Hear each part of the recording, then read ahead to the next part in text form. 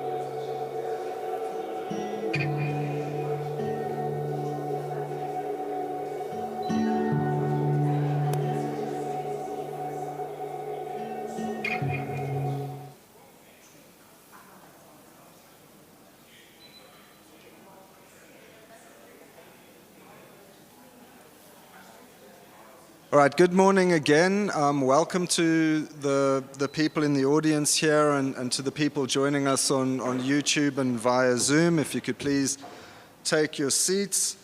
I'm very excited about this session.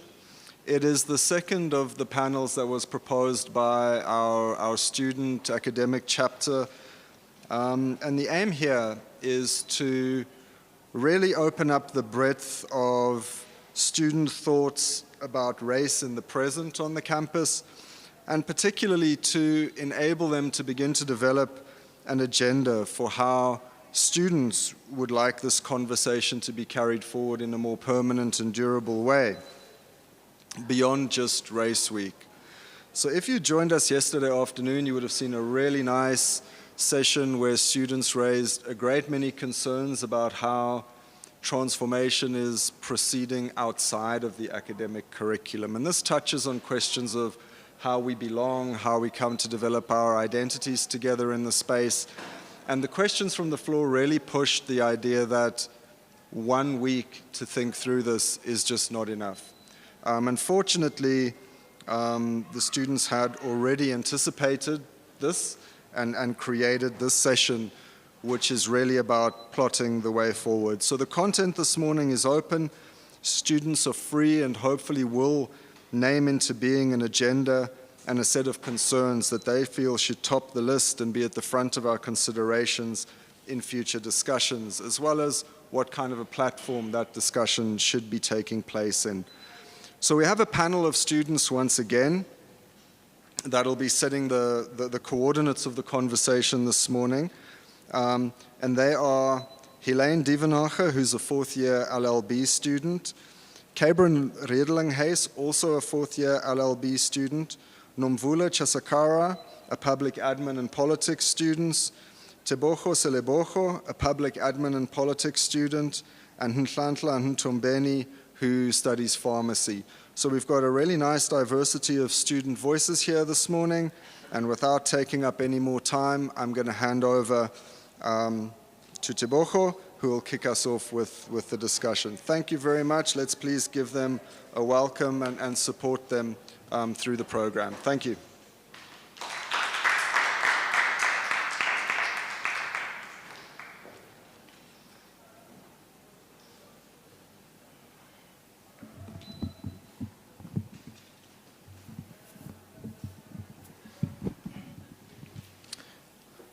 Good morning, ladies and gentlemen.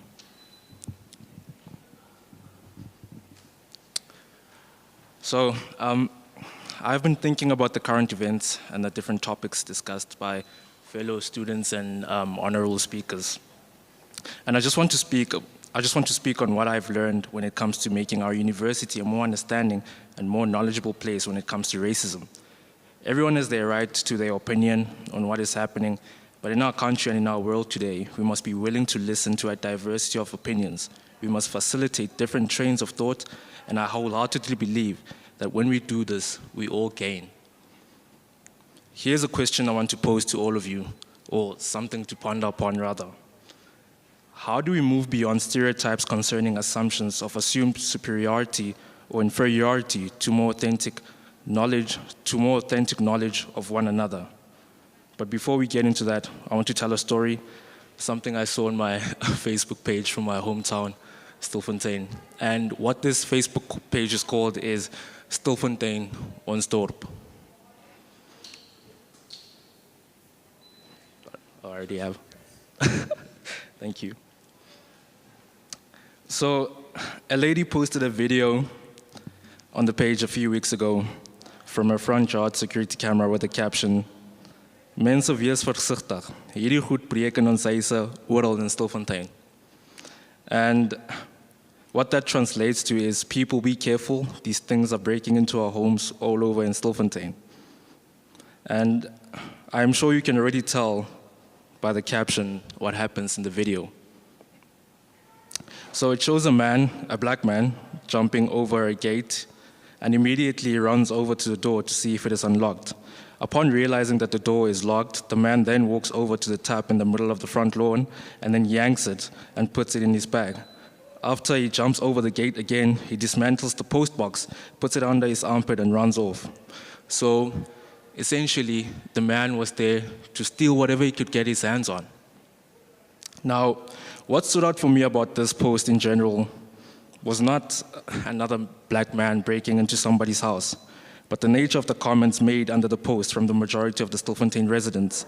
And what is surprising is, it wasn't just old toppies and old tannies. You know, it was my peers, people my age, some of the people I went to high school with.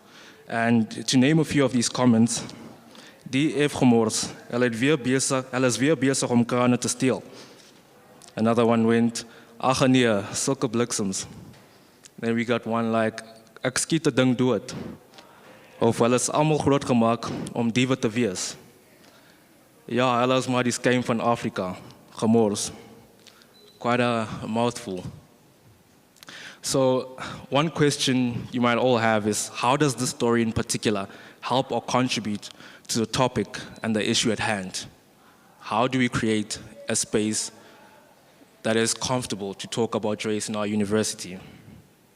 Well, I first want to start off by saying that it is no secret that crime, corruption, and violence has a predominantly black face in South Africa.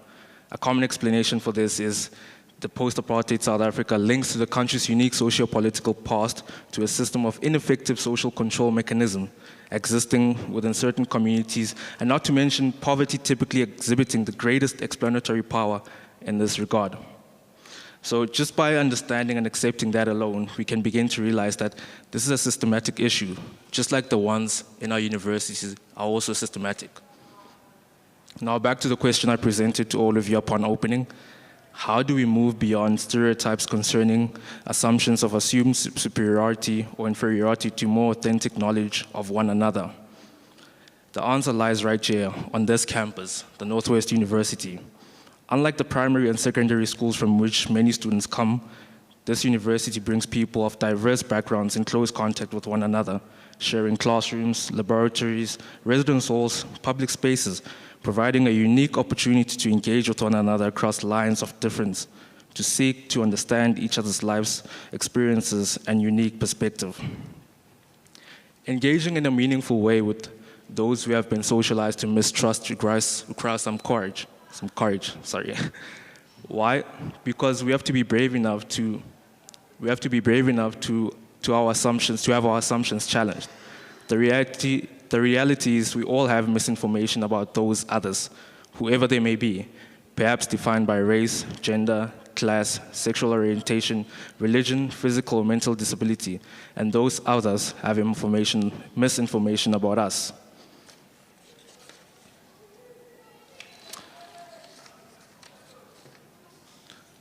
We are part of the process. We also have misinformation to make. Ignorance is common, but in a learning environment, it can be tolerated as a permanent condition. Because we now have the opportunity to seek out new information and correct the misinformation we have internalized, when we do that, it increases our ability to truly see, hear, and understand each other in our full humanity. I know it has been mentioned several times, especially in this panel of discussions, the importance of knowing our history and understanding how it is still shaping our present. We need to know the way people were oppressed to understand the current realities, but we also need to know the way subjugated people stood up for themselves and how they resisted their oppression. We need to know not just who the oppressors were, but also who among them stood up and the injustices they saw around them. Who were the allies and what inspired their just action? Learning more about both resistance to oppression and resistance to domination opens doors of possibility as we consider how we want to live our lives as students, how we want to reconcile with our present-day conditions, because we know there is still work to do and the cycle is still operating. Thank you.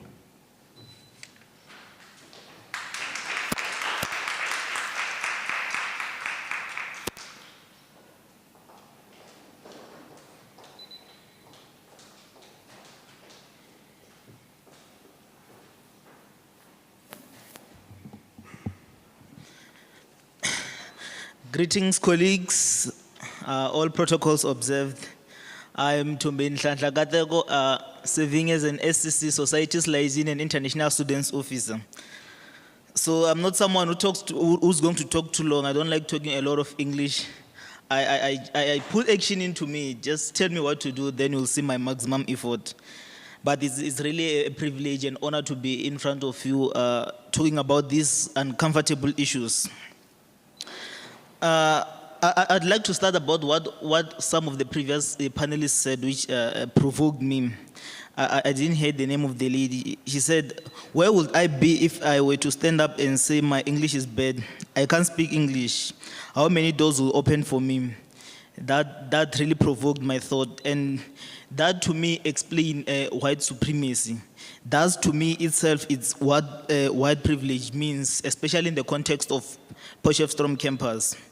And someone else, I think it was Mr. Sneeman, he said, SCC members, he was just talking in a form of campaign. He said, SCC members change when they get into power. They advocate for the black and the color during contestation, and when they get into power, it's a different talk all along. And I was there in my room watching, and I reflected on myself because I was one of those. What have I done personally? What have I said in relating to what I was contesting? And I remembered of on the 7th of April, I was in fact in a meeting with the director of Student Life, alongside the head of Student Judicial Service, with the manager and the Vice Chancellor's office, who were having a similar issue. It was about some of my WhatsApp status which I posted, which were not in line with, they were against residence cultures, but they were not in line with the media policy of the university. So some of the SCC members are not here. In fact, all of them, they are in the liaison tour. They are benchmarking from our sister campuses. Today, I think they went to University of Johannesburg. They went to Val, Mahikeng. So how to make a better campus, how to observe how other campuses have implemented policies. But one can ask the question, has the SCC endorsed this kind of topics? What have they done? Just like they endorse the likes of SER.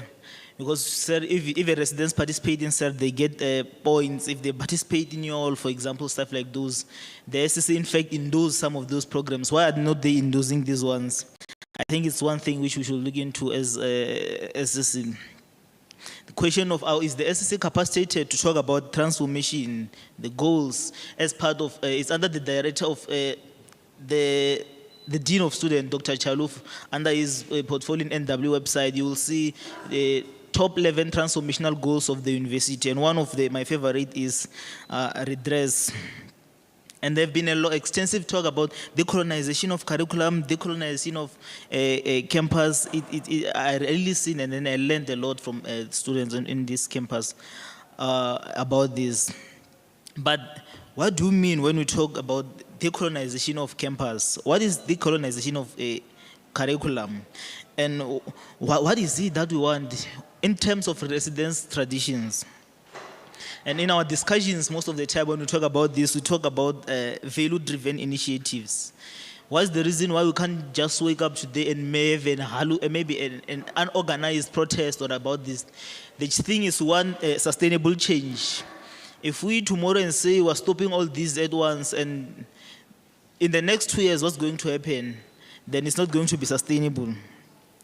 the people who are coming next after us, then they also have the same challenges, who have not eradicated from the roots, who will have just cared on top there from the trees. And I think we should acknowledge that there have been minimal effort from the SSC side to put into end this. Personally, I lived in a residence, and I experienced some of these challenges myself. I'm from a quintile school, so when I come into residence, and the first thing we made was to sing an African song. We made to do African traditions and everything, and it was really hard even from my side. And I think we really need to put a maximum effort as the SCC about this. And we remember in 2014 we had a Vessels Commission about the Nazi greeting in Varenby. It was a long thing, and someone will be surprised. It's after so many years later we're still stuck on the same topic. And what do we do? What do we do next? So from the SSC side, currently we're having what we call review of residence traditions, where there's a guiding document that's going to guide on all residence traditions. I know because there are major issues on this, especially in this topic. It's currently being processed, and I was talking to the legal officer. I was reviewing to make sure everything in that document before it's released to the residents, it will be in line with it's inclusive. So. I'm among some of the people. I'm a revolutionarist myself. So if I sit with around the table or in the conference room and we discuss issues, and then we discuss again. I hate people when they bring objectives after objectives, when there's no firm a way to deal with things. I hate cloud. So that's why we don't need a more radical approach in this thing.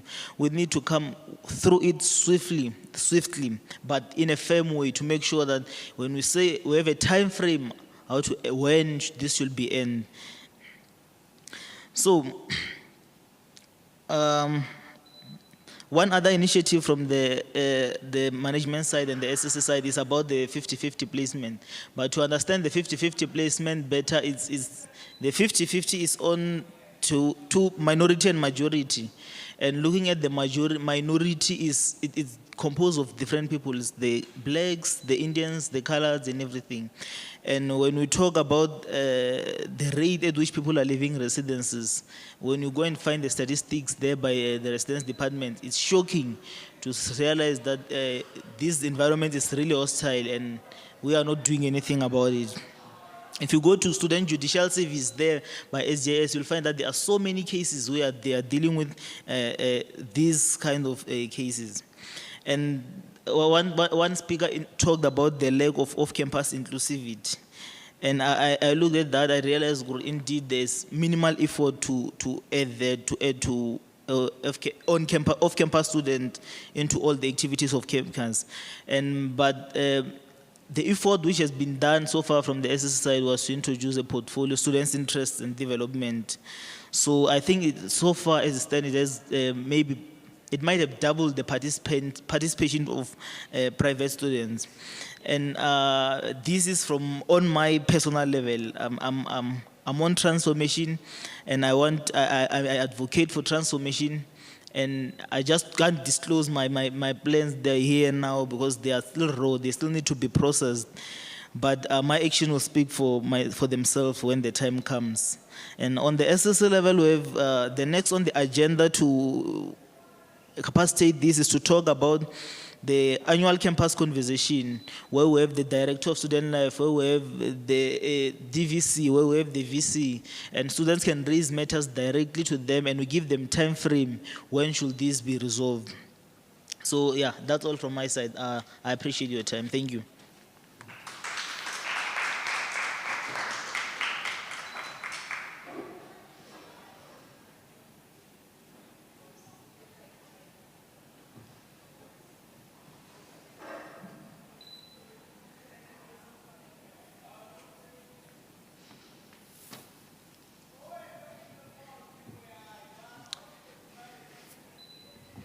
Morning all. My name is Cambrian, and I've had some thoughts about race and about conversation.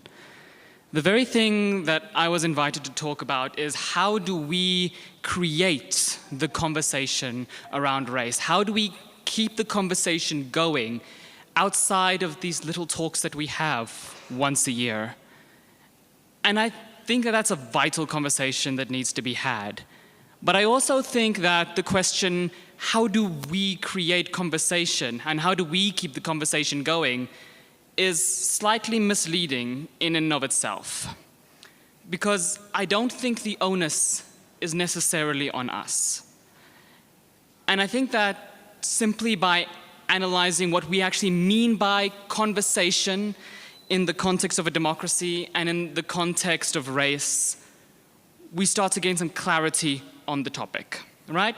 So what actually is a conversation? It's more than just, I'm trying to change your mind.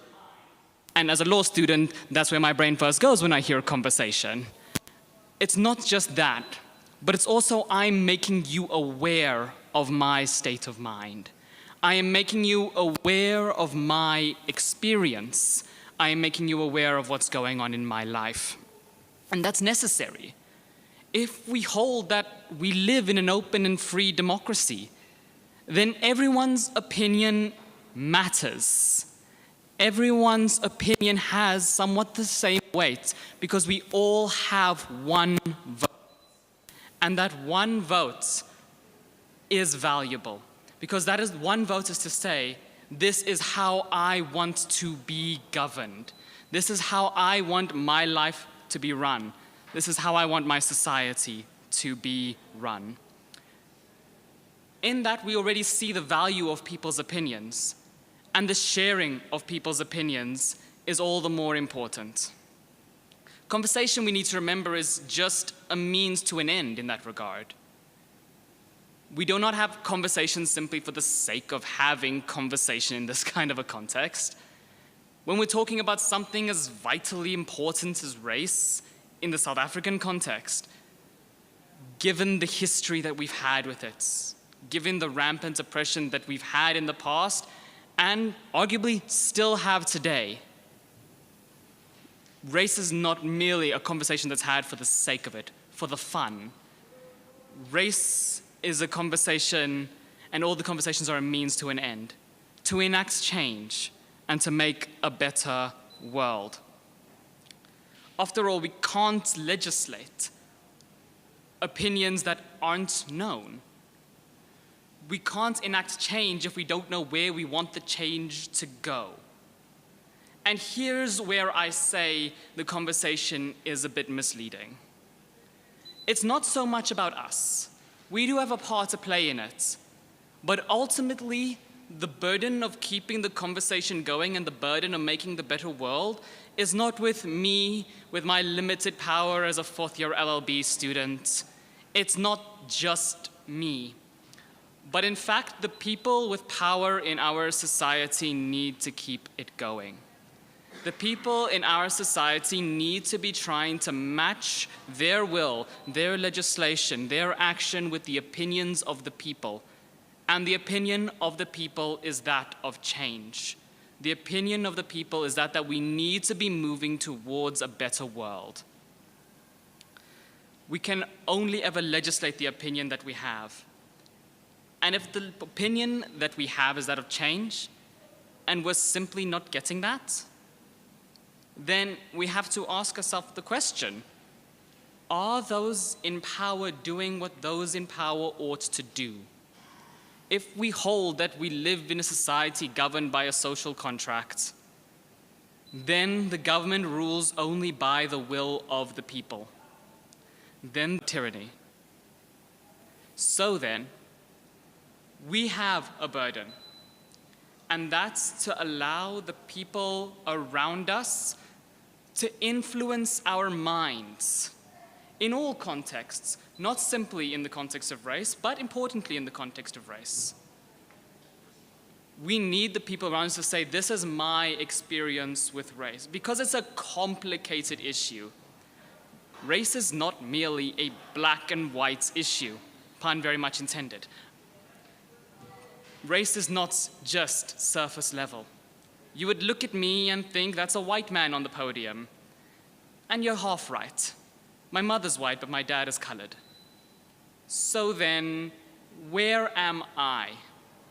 Who am I in the context of race? Now that's a question I've had to grapple with for a long time. So then, we need to have these conversations to understand where people are at. But at the same time, we need to be mobilizing our conversations, mobilizing our energy and mobilizing our force so that people in power are actually doing what we need them to do to make a better world. It reminds me a lot of the conversation about the environment and global warming. Sure, it'll make a difference if I don't drive my car everywhere. Sure, it will make a difference if I don't leave plastic wrappers on the floor. But ultimately, I'm contributing a very small part to the greater global climate disaster. Ultimately, it's the companies that are producing plastics with unenvironmental means. It's the companies that are polluting the air.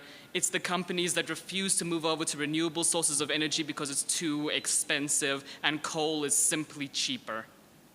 We all have our parts to play. Me in being a good consumer, but them in being a good producer.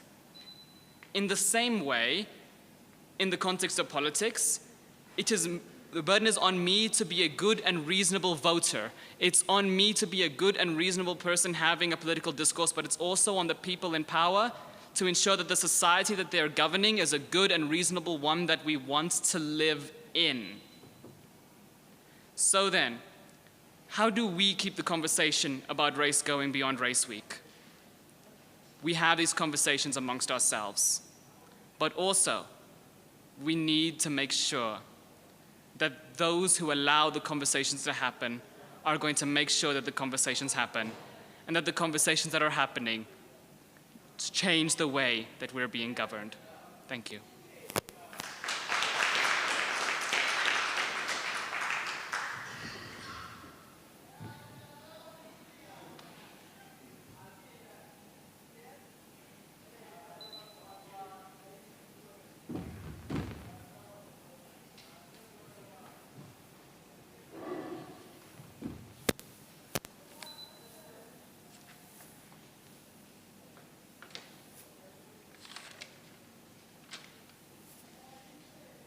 All right. I hope that's audible. Yeah. So, hello everyone. I'm Helene, and I am here in my capacity as a law student, but also as the chairperson of the NW Debate Society for the Potchefstroom campus, a journalist at the wrought, the newspaper, and then as someone who has lived in a hostel for 3 years and only recently left. These things will be informing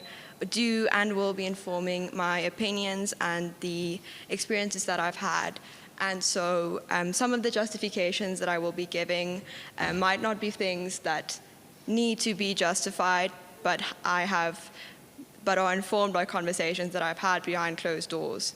And so I hope that that gives some context to where I will be going today. So in my second year in COVID, I had history of South African law, which is self-explanatory. It's about the history of the South African law.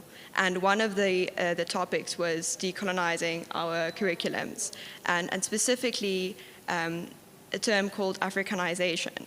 And I'm speaking under correction, but there was a quote that went, in order for you to understand Africanization and to decolonize your mind, you must forget everything that you have heard about Africa. And now, while that is not completely applicable here, I do think that in our conversations, we as white people and as black people need to maybe go ahead and forget the biases that we were taught about each other before we attended this university. So I'm going to aim to attempt to give you my contribution on how to create a space for these conversations beyond Race Week. So firstly, I want to analyze the situation on campus currently that I have experienced in my experiences as a journalist, but also just as a student. And what I am experiencing is a university that is terrified of controversy above anything else. That is focused, I do think a university that wants to move towards a better campus and a better student life, but is hindered in that by their inherent fear of seeming problematic. And I think that if we can let go of that and allow ourselves to speak criticism publicly, we would be able to actually advance past it. I spoke with a student leader recently of a political organization on another campus who referred to Potchefstroom campus as the mother campus, and the other two are its adopted babies. So I think that speaks to the experiences that are currently going on. So then. So for me, I have been very fortunate to have interactions with people of all diversities, as friends, as debate partners, as fellow journalists, as hostel sisters, which has allowed me to completely shed my biases that I learned as someone who grew up white Afrikaans on a farm in a little small town. And although that was no one's responsibility to teach me these things, I will be forever grateful. And I think that is a unique ability that we have as students, as people who are very recently able to not be segregated through the formal law of our country. And I think in that we have a very unique opportunity, but also then a responsibility. So then I also said that we need to be aware that our university, Potchefstroom campus specifically, was created in a very different time, right? It used to be the Potchefstroom campus for Christelike Hoër Onderwys. And although that is now part of the past, it was created to fit a certain demographic. And I do believe that to this day, many of those inherent structures and ways of functioning remains. And if you are part of the demographic that was originally catered to, these things feel very natural, and you don't really think about it. But if you were not part of the elites and the ones that it was created for, I believe that these structures and these functionings feel quite exclusionary. So just a light-hearted example would be in my first year when we were all called to do a fun recreational activity of a sokkie. And there was some confusion when we didn't all enthusiastically join in for something that was apparently a long-lived tradition. So then I would like to go into what I think would help to solve these issues further than just Race Week. And I do have some formal policy that I would like to suggest. There is a joke that I have with my friends who are not part of the Northwest-Universiteit, which is that everyone here has a title. Everyone is part of a structure or a society and is the manager of something, or the liaison officer, or the relations manager of some society. And I say that as someone who forms part of many of them. But I can't help but notice how there is no public platform for us to speak about our qualms with these issues publicly.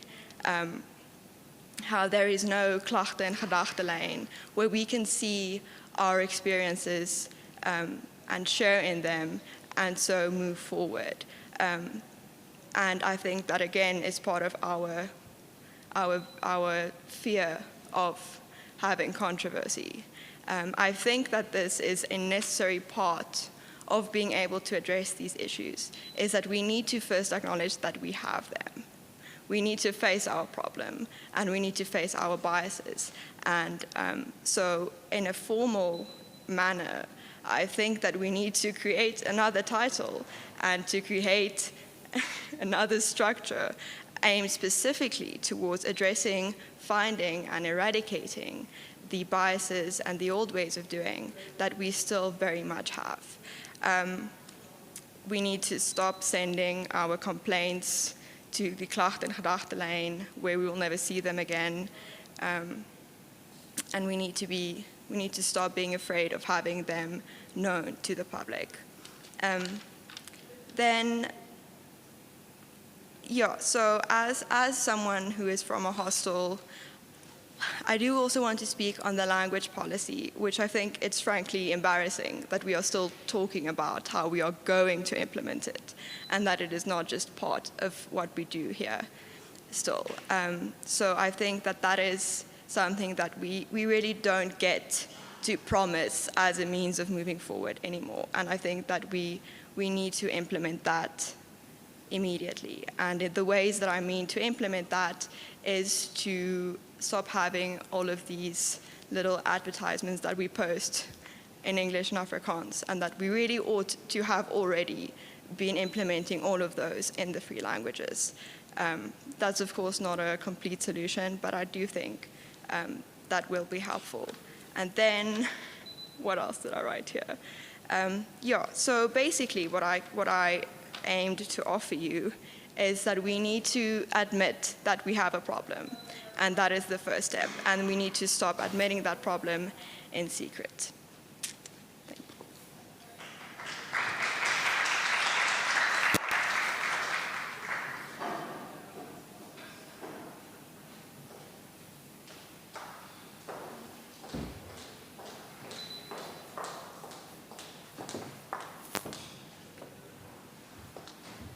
Hello. Okay. Dumelang, sanbonani, molweni, abuwani, absheni, and good morning, ladies and gentlemen. I am Nomvula. I think that you're very interested to know who I am, what I do, and what grounds I've cemented myself within the university. However, I'm not here to boast about my positions. I am here to encourage you to transform as a human being and to bring a change to our society. With that being said, I think that everyone has listened to a lot of speeches. I want you to turn next to, or rather look at the person next to you and repeat after me. I'm not what I think I am. I'm not what you think I am. I am what I think you think I am. Ladies and gentlemen, that is one of my favorite quotes. For the friends who are seated here, know that I keep on continuously repeating this to them. And that is the first step to bringing transformation to our university. I think that it's about knowing that you are a perception of a perception. A friend of mine recently reminded me that it is important for us to start having conversations, but not only have conversations and actually start acting upon the words and the things we have to say. However, it is very hard to have transformation in a society, in a community, wherein morality is in question, and morality is in question in a moral society. So I'd like to start by beginning with my personal experiences with racism. I think that I've faced many challenges as, of course, a black female who walks into a shop or in a society or a community, rather, that is dominated or predominantly dominated by a different race. White, if I may say that. Where I'm stared at and it's a matter of, girl, what are you doing here? Not always, really. Sometimes it's just a matter of how confident enough are you to come up to my place, walk in, and buy a box of juice. I have experienced this in person. I think that you've heard many stories that are similar to this. I then would like to pose a question to you. What do you think you would do in that position? I'd leave that question with you. In my case, I found myself turning in circles and a little bit confused with my own emotions as a human being. And so I went on to do research about different people who face similar situations, who've tried to cement themselves in society, and how they chose to tackle the issue of race. The late Ntate Kuratile Kyorapetse spoke about the scramble of Africa. And he described the scramble of Africa as a scrambled egg that cannot be unscrambled. And so I think that I want to challenge that position that Ntate was in, where he spoke about Africa being unscrambled. I think that we can unscramble Africa, but one of my fellow panelists spoke about how the onus is not on us. And yes, I agree with you to a very large extent. I think that in this situation, the onus is not on us, but the onus is on all and each and every single individual to be better, to do better, to choose to change. Change begins within. And I think that for us to transform our university and speak about race beyond Race Week, we need to see change within ourselves and choose to be better people in a society. And to choose to call out people who choose to not be better.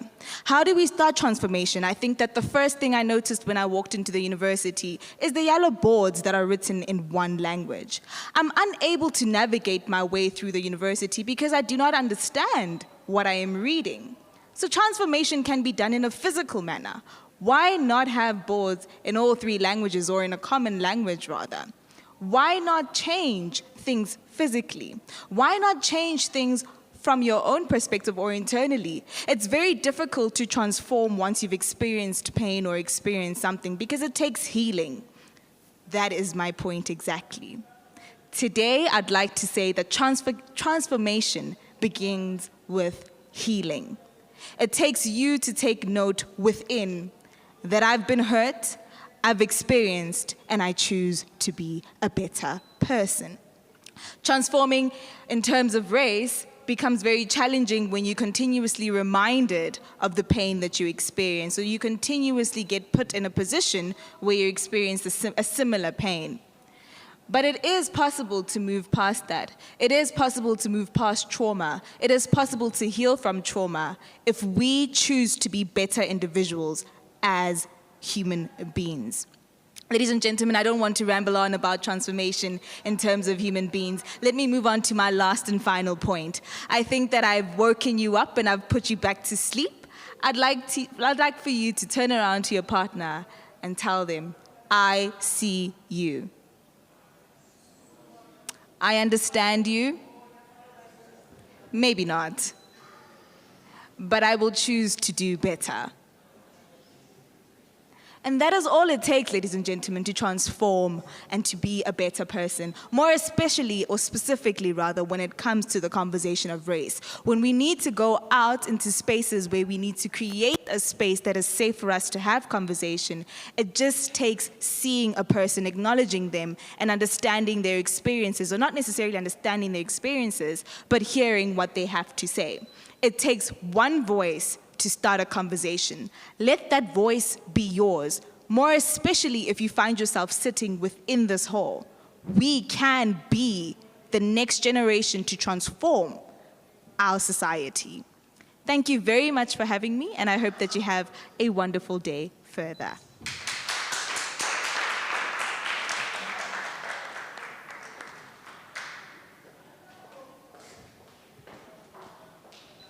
All right, thank you very much to our panel speakers this morning. We've now reached that part of the program where we are opening up to questions from the floor. So who's wanting to kick us off with the question for the panel?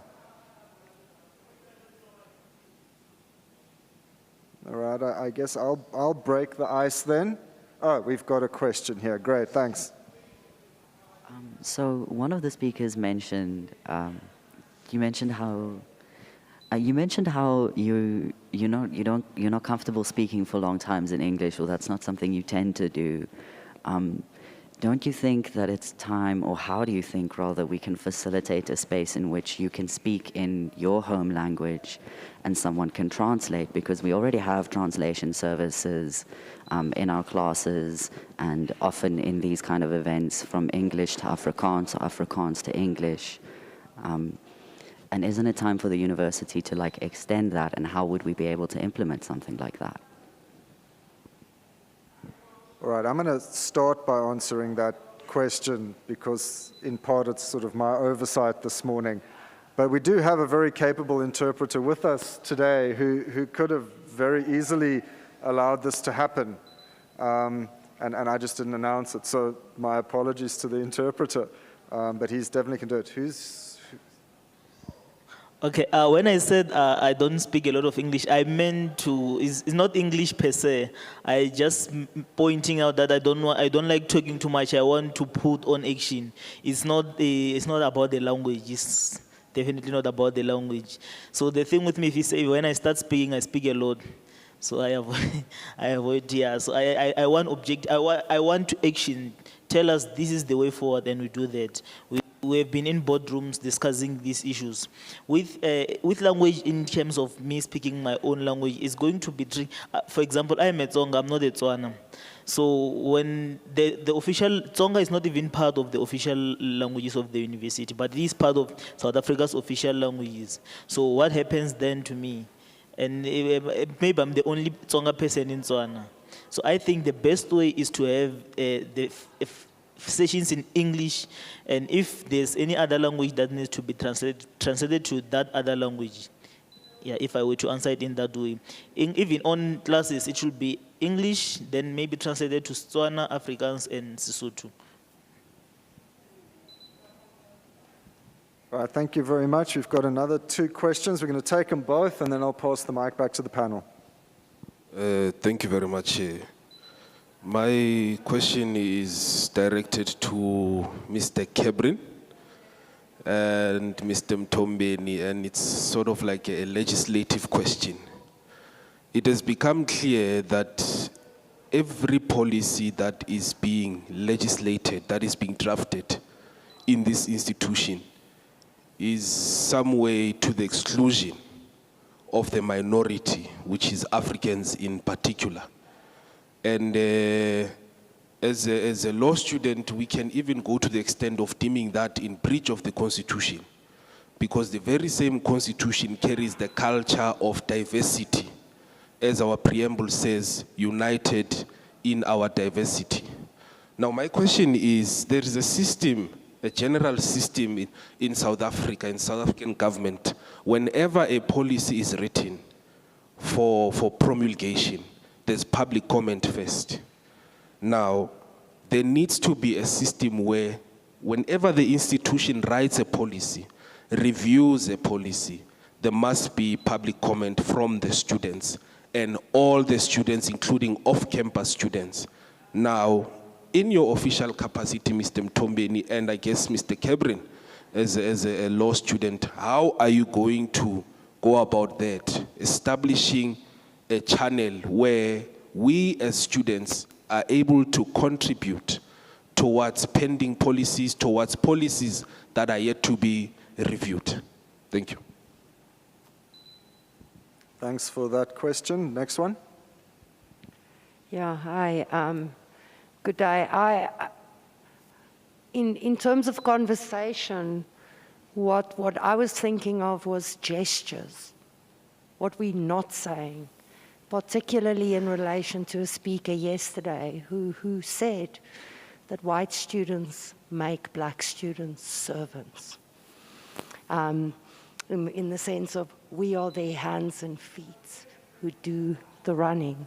So I would like to ask or wonder, if we need to make this concern public, if we need to do as Donna Haraway says, stay with the trouble, do we use our gestures or do our gestures use us? It's not just that we need to forget how to think what we know about Africa. It's that we need to, I think, consider how we do the world. What gestures do we have? What do those gestures do? The same speaker spoke about walking in the boat and white women clutching their bags, crossing the road, making him feel like a criminal. So I would like us to think that race is not an idea. Race is our bodies, and our bodies are powerful. And how we do our bodies have terrible implications. And so in terms of the conversation, what's missing, or what I'd like us to talk about is, who do we speak to? How do we conduct ourselves when we speak? What are the dispositions we go into it? What are the kind of spaces where we can embrace controversy? So what does it mean to converse beyond speaking? How do we set up the framework to recognize that we are all fraught? Thanks. Great, I'm going to just pass it and you can go along the line. So in regards to the first question, I would definitely say that, yeah, we need some form of public comment. We need the students' voice to be heard, because there is an inherent bias that comes with owning power when you're governing over people who are relatively powerless. And you tend to not hear those voices, and that's the beauty of a democracy, in that people and their voices are heard. But that system does not exist in status quo, as you well point out. And I would say that even a system of public comment without any teeth, for lack of a better word, would still be useless. It would, for the university to say, we gave it for public comment, the students had time to comment, doesn't matter whether or not it's popular, we're still going to do it. And I think that such a system, if it were to exist, would need to have some kind of a force behind it, to say the students commented on it, and then the burden is on the students to actually comment on it. And it's like, it's overwhelmingly unpopular, we will not do it. And if the university goes ahead and does it, there has to be some means that the students can take in order to make this legislation by the university void. As in regards to the second question, I would say that in the modern discourse, there's a large distinction between conscious racism and unconscious racism, that inherent bias. Sure, in my actions, I may not be a racist, but I still have biases that are attached to race that I'm not even conscious of. I would say that a white woman clutching her purse when a black man passes her on the street, she wasn't thinking about that. She's like, oh no, a black man's coming. But it's something that was trained into her. And we need to be conscious of that kind of thing. And in becoming conscious of that kind of thing, we start to move ourselves to be better individuals, if that answers your question. Thank you very much for the question about the inclusivity when we're making policies. So from our side, we have campus conversation. It's an annual thing where we have an open discussion with all students about challenges and everything. From there, usually it's then that the institution comes with implementation. Of course, the SSC needs to step up and take a firm stand on that and to say, we are going to follow through this. But we have campus conversation. It will be, this year we're going to have it early second semester, where all students can come and express all their issues and challenges. We're going to invite the VC, the Deputy Vice Chancellor, the Director of Student Life to be there to hear the struggles of their students again. And in the context of consultation, they do consult, but sometimes it's just relevant bodies. For example, we had SCC Constitution amended last year. All societies amongst the teachers were consulted on how is it, send public comments. So it's not like when you say NW does not consult, is going to put up regulations which are against the student. It's not NW against the student, so it's NW with the student. It's less likely to say they're going to put policies which are just against us, if I'm making sense. So we are in the same, we are moving with them in the same direction. It's just the way in which we put forth the initiatives and how firm do we as student leaders and students put up on this. We can't have misconception to say this is a student leaders issue, this is a student issue, and we have collective responsibility, student leaders and the students, to make sure all policies are in line with our needs, and we're going to have a better institution in the coming future. Thank you. I think with regards to your question, it comes back to the unscrambling of racism, right? And I like what the fellow panelists said as well with regards to the unconscious or conscious racism that does take place. In that regard, I think that because racism is taught, it can be untaught, right? And because something is taught doesn't make it right. Sometimes we think that because we've learned something from home, we need to carry it on through, and we see this in cultural practices as well, where we just accept things the way they're taught and we swing with it. The same with racism. It's taught and people swing with it and they don't choose to do better. And so me walking into a shop and people looking at me like, what are you doing here? I may be receiving it as a, oh, snap, racism. But they're not necessarily thinking, oh, snap, black girl, run. Sometimes it's also how we perceive things or how we are so deep in thought about our race. It doesn't make it right, though, and it doesn't take away the fact that I am uncomfortable, that I'm the only black one in the shop, and that I'm being stared at. So just to conclude my point, I think unscrambling racism is possible. It's just a matter of it not being taught. There's a study that was done, I think it was in 2016, I stand to be corrected, but there was like a concentration camp sort of thing where young Buddha kids were actually taken there during the June holidays to go learn how to like, oh, we're still pushing our underneath agenda apartheid study. And so it's stuff like that that still exist, that are underneath the roots of Africa and South Africa that will continuously perpetuate a system of racism. And so we can end these things. It's just a matter of unteaching.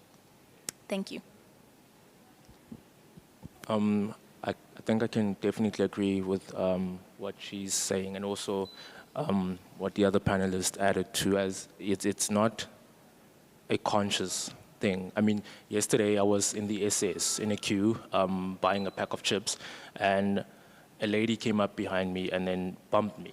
My bag slipped. And I'm sure she apologized about 3 times. You know, I'm sorry, I'm sorry, I'm sorry. And she was a white lady. And I think we were both definitely left feeling uncomfortable after that interaction, you know, and I think it begins with things like that, you know, because she's white, I'm black, she bumped me, my bag fell, you know, there wasn't no need to excessively, you know, be apologetic about it. You know, it is a mistake, we are in a queue, so if you pushed me, you know, my bag fell, it's okay, it's a mistake, you know, so I think it's about really the willingness, you know, to want to see a person as an equal, you know, and not as, I don't know if I can put it as, oh no, I just bumped a black man's bag, you know, and make a whole situation out of it. So yeah.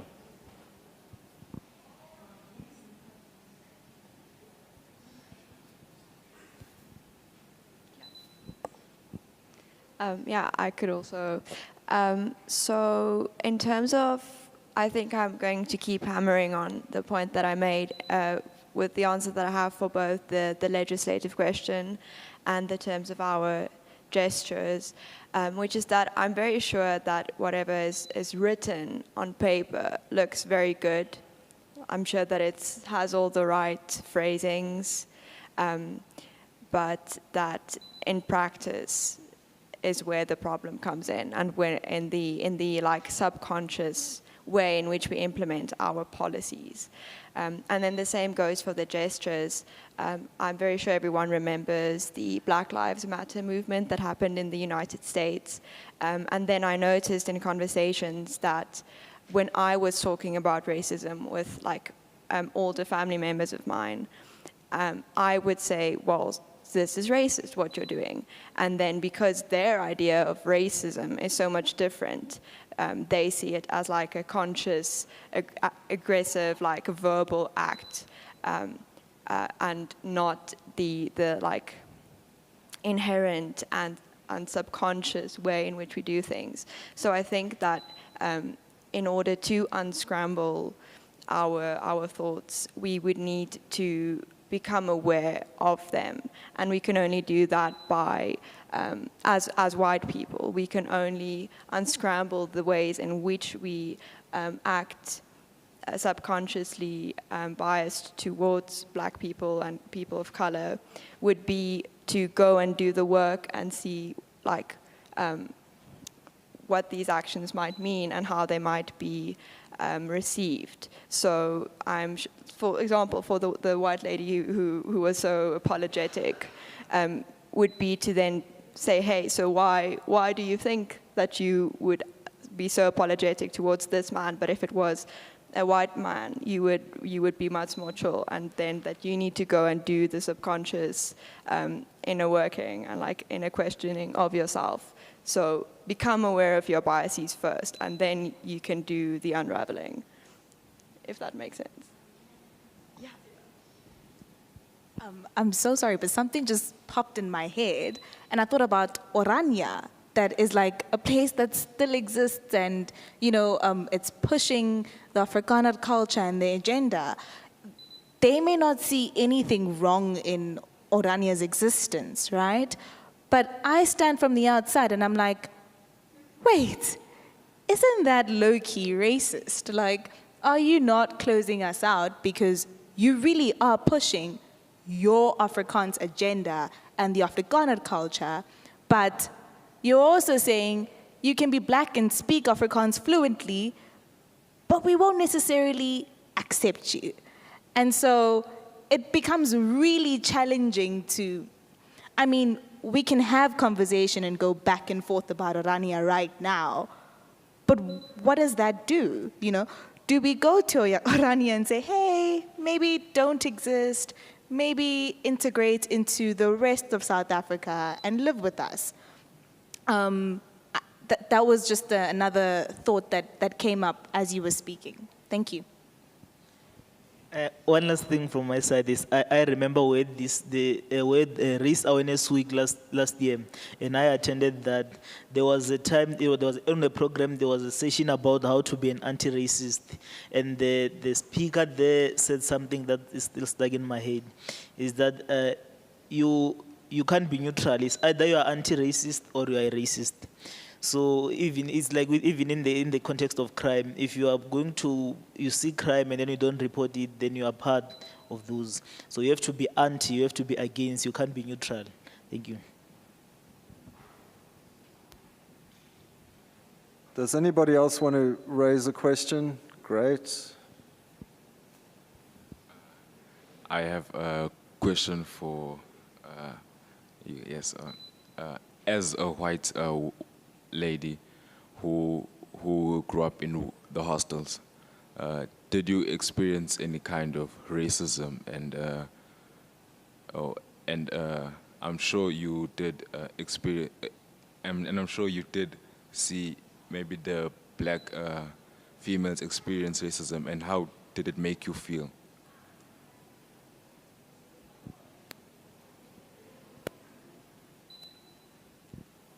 So definitely, no one was racist towards me, but I'm sure that's not what your question was. But so I never experienced racism towards myself. But did I experience that there was racism in the hostel? 100% from the get-go.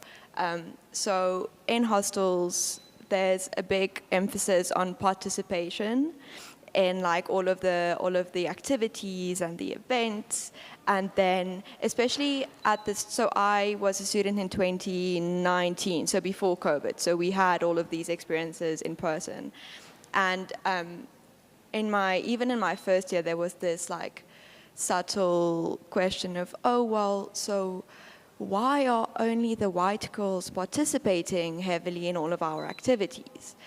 Because on paper, they were, harmless. But then only later did it become very clear that these activities and the ways that they were set up and the people who hosted them was not an environment that was welcoming to the black girls and the colored girls and the Indian girls who also attended the hostel.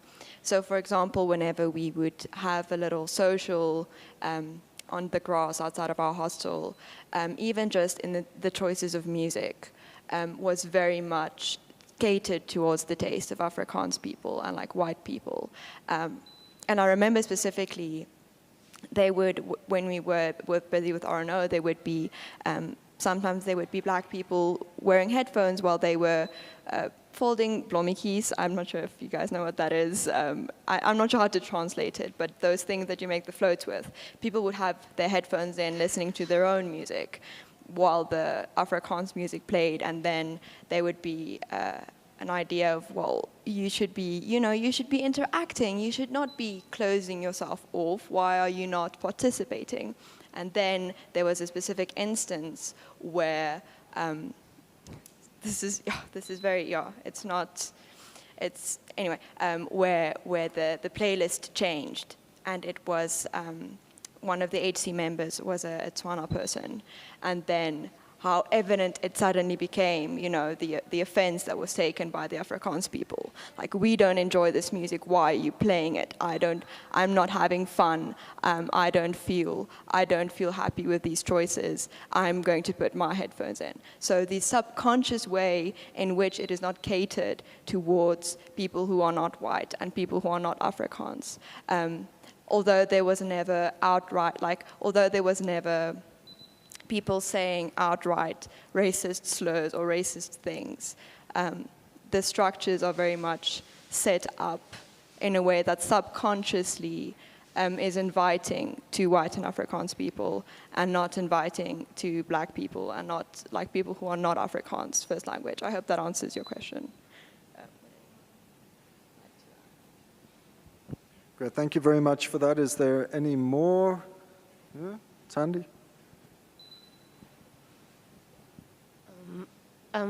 Good day, everyone. For me, it's more of a comment than a question. The use of words such as catering, accommodation, and so forth, those are the ones that we have to maybe try and address when we're also facing race, because those are the words that are normally used when race is in conversation, especially with the minority, like black people in our campus.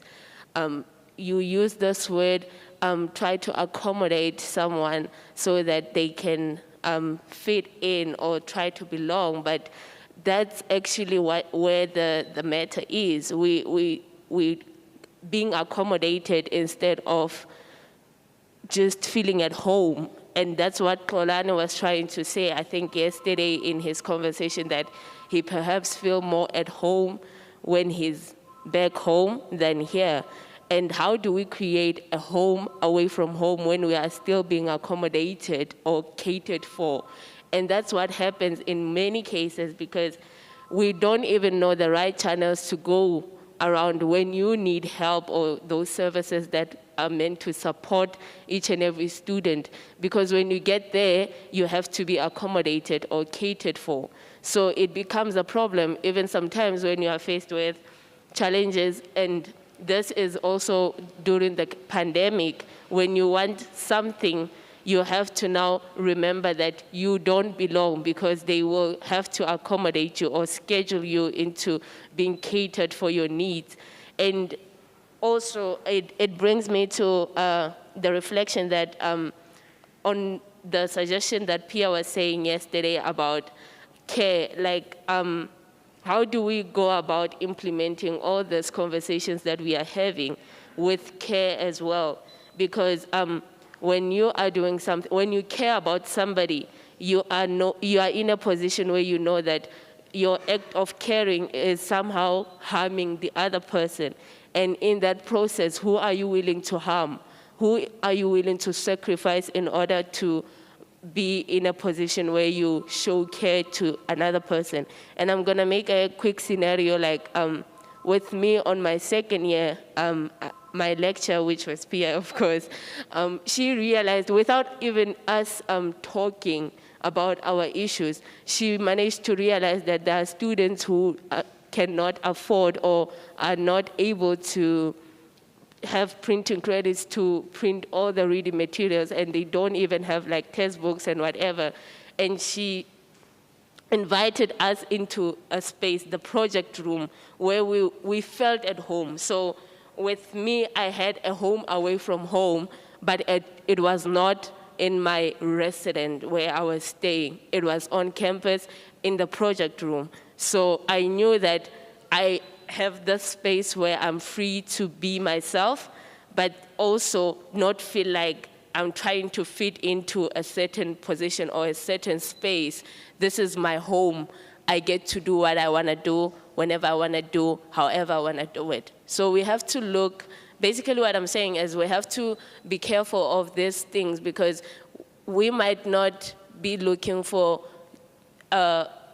like being catered for or being accommodated. We just want to be like reach a space where we feel like this is where we also belong, same as the ones in the white people.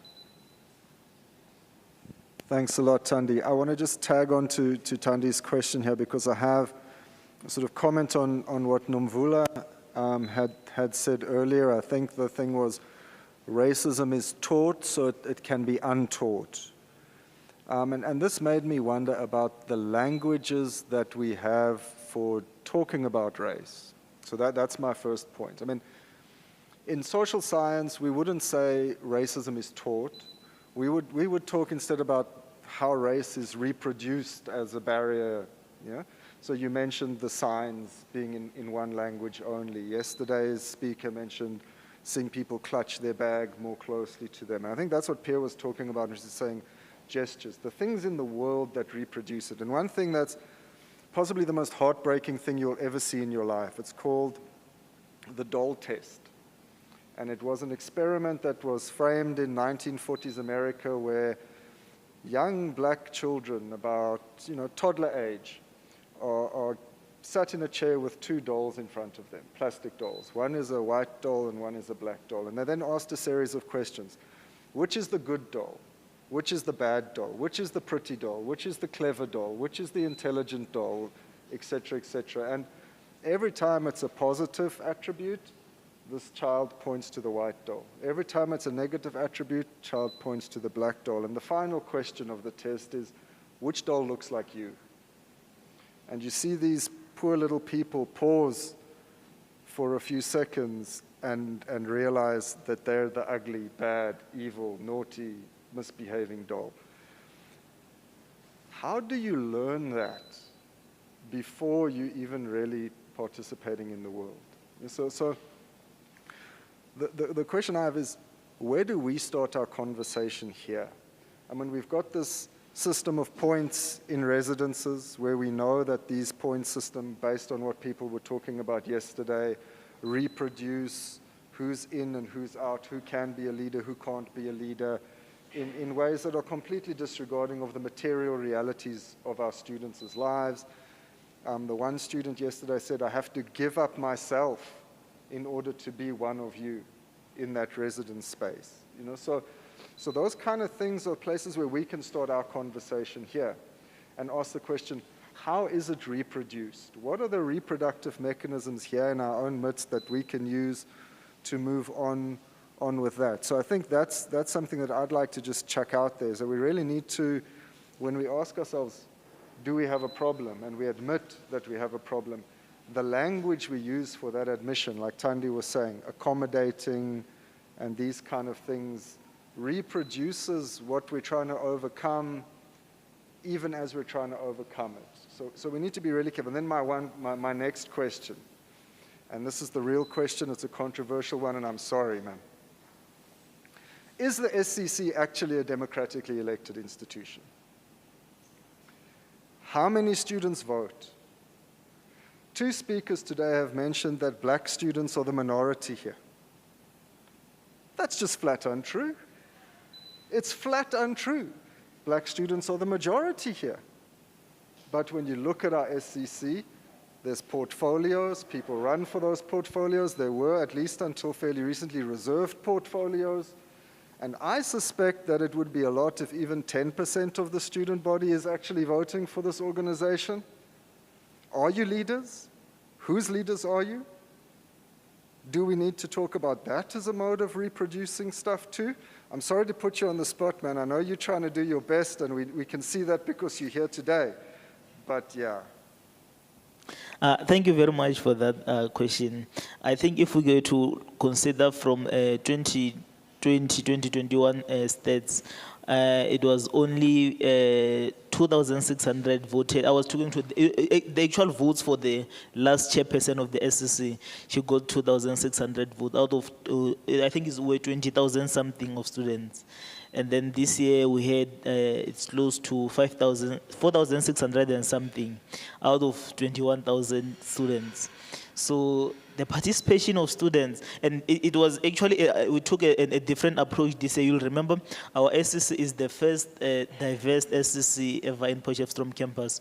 We never had more than 2 black people in the SCC, and especially those who can't speak Afrikaans. So it's for the first time and we took a different approach of heavy campaigns. And if I remember I was talking to Prof. Denhwadi about it, he was asking me, how did we do it? And the election plans for this year, it strategically excluded that of which we used last year to campaign for maximum participation. So most people who are staying off campus, they don't know about the elections. There is no election vibrance on campus. And that also goes back to we have an independent contest in the context of Potchefstroom campus. We don't have political parties contestation like in different campuses. So that people in the context of voting in South Africa, if there's voting time and they know that there's ANC, there's EFF, there's DA, there's what, then that brings the voting spirit, the excitement, the campaign. But when it's independent candidates only, it's different. And to reach the maximum people, you will need a huge support from external parties. So this year's election, we have what we call a cool-off period. So there will be time where we won't be allowed to campaign and people will vote. And that, I can tell, is going to significantly decrease the number of votes. And I cannot fully say it's democratically elected. I cannot fully, because I was not even voted by myself. I was not even voted by, I think it was 9% of the campus population that voted for me. So you can see 9% is really, really a few. And one thing, I'm addressing something else now. It was in the context of the activities we have. I think in the residence we have what we call forced integration. So you go to an AXI, maybe somewhere else. If you get there for points, you're not going there to socialize or to agree with everyone else. And she was talking about her experiences in the residence. I stayed in the residence as well. And the worst form of racism, I believe, I'd like to believe I experienced, it was by a black man in the residence. I remember it was even big, called a meeting of all the first years, and he taught us how to impress a white man. Can you imagine that he calls a meeting and tells us, if you want to impress a white man, you have to do this? So it was a black man teaching us that. And that happened after one student said, this is our Afrikaans university. If you don't want Afrikaans, you should have went to UJ and some other institution. So it was terrible, and it was from blacks. We should also look into this. The most racist people, especially in the context of house committees, those people can be terrible. And we have this other misconception of thinking that when there's English speaking in the residence, it's a favor for black people. It's not. And with accommodation, I think the correct wording to use rather than accommodation is inclusiveness. So we have to try to make sure that whatever we do is inclusive, not accommodative. So and then one last thing from my side is about the things which keeps on keeping. We have this conversation again and again. What makes us not to remove the root, I think, is when we perpetuate traditions. The institution took an approach, I personally don't agree with it, to say they are not scraping out traditions, but they want to make it value-driven initiatives. If we were to look thoroughly onto it, these traditions were made under the impression, or it was under the spirit of apartheid back then. So how do we make such traditions inclusive or a value-driven initiative by maybe adding a language only. It's a tough approach, and I'm so keen to listen to, because I had meetings about this. It's an ongoing negotiations about the residence traditions, whether to be removed, because the recommendation from the Vessels Commission was that the NW must remove those traditions. The commission that was there during the Vahabigi Nazi grid.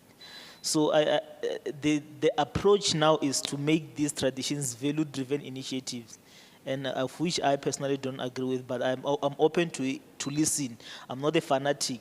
I listen and make radical and fair decisions from that. Thank you. Whilst I have you on the hot seat, you can't not answer this question now. Haha. A common experience that I've had on this campus is that the students don't vote because they have no faith in the SCC.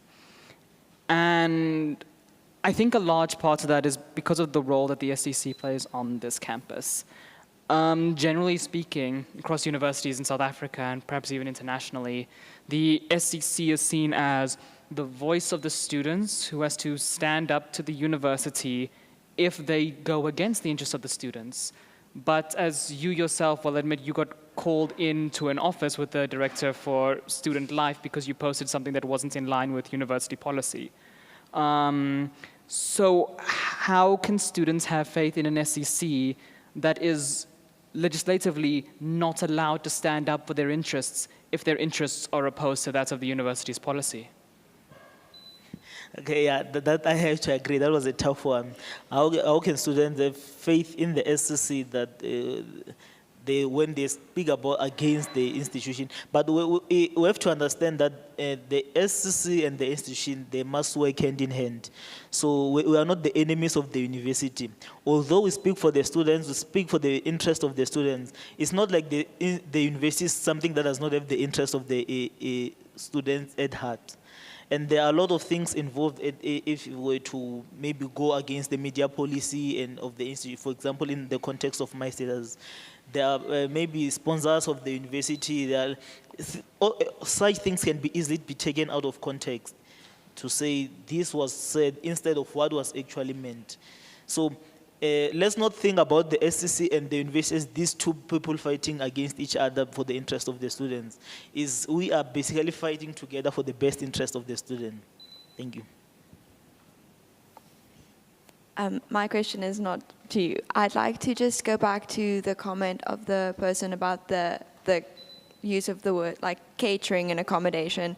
You are completely correct, and that's something that we did have. Yeah, that was like contested even in the hostels itself, but that's very true. That we should not see everyone in the hostel feeling at home in the hostel as an act of, like accommodating or like an act of, okay, so we'll do this extra thing that we weren't going to do because someone has specifically requested it. So I think I did definitely not misspeak, but what I meant was that the setup of the thing is for white Afrikaans people, and we should not be saying, okay, here are our extra additional efforts, but it should be very much a change of the whole setup so that it is inclusive for everyone there and so that everyone can feel at home. And I didn't attend yesterday's session, but if the point system was mentioned, then I'm sure that was talked a lot, quite heavily. And yeah, that is, I can't quite remember the other points, but that was what I wanted to add. To add on to that point, I think the first thing that I came across when I arrived in Potchefstroom at my residence is a girl asked me my name. I told her Nomvula. She was like, that's too difficult to pronounce. Do you have a shorter version? And so I think it adds on to what Dr. Andre said here about how instead of things being taught, rather, it's a system that continues to live. It's small things like not making an effort to know how to pronounce my name, not making an effort to know me. And you know, you spoke about the hair and the two dolls. It took me back to a personal experience at the age of 10 where I actually got a pencil test done on my hair. Like, will the pencil fall out if you shake your hair? And so it's small things like that that I'm like, it makes me believe that I'm being taught to believe that I'm black and I should, you know, there's a huge difference and we're not the same in any way. Yeah, thank you. All right, great. We've unfortunately reached the end of the time we have available today for this session, but I'm very confident that the conversations we've started here will carry on beyond this. So thank you very much to everyone who participated. Thank you very much for putting your thoughts and feelings on the table. And we'll definitely figure out together how we're going to carry this on in spaces that are more durable beyond this. The next session on the program begins at 11 o'clock, and it will be discussing the relationship between the COVID pandemic, the move to a very technologically dependent teaching and learning system, and the effects that that has had on student voices in academic spaces. How do students in the current climate exercise their duty and their desire to lead the university as an institution that's transcending the categories that we've all inherited and are still stuck within? Students have recently played a great role in that, but that was before we were all online. How do we carry on that duty and keep producing those spaces? So join us at 11 for that conversation, please.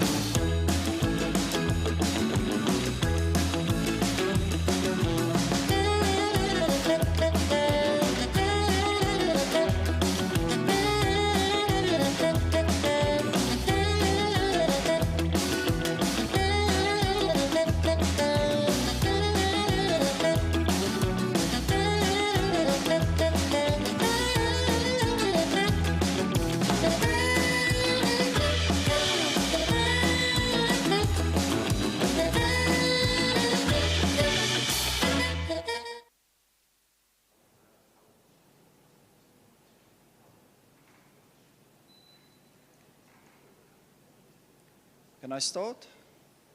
You happy? Okay, welcome at this session here of the Facing Race Week this morning. Everybody online, also all the people here, our participants.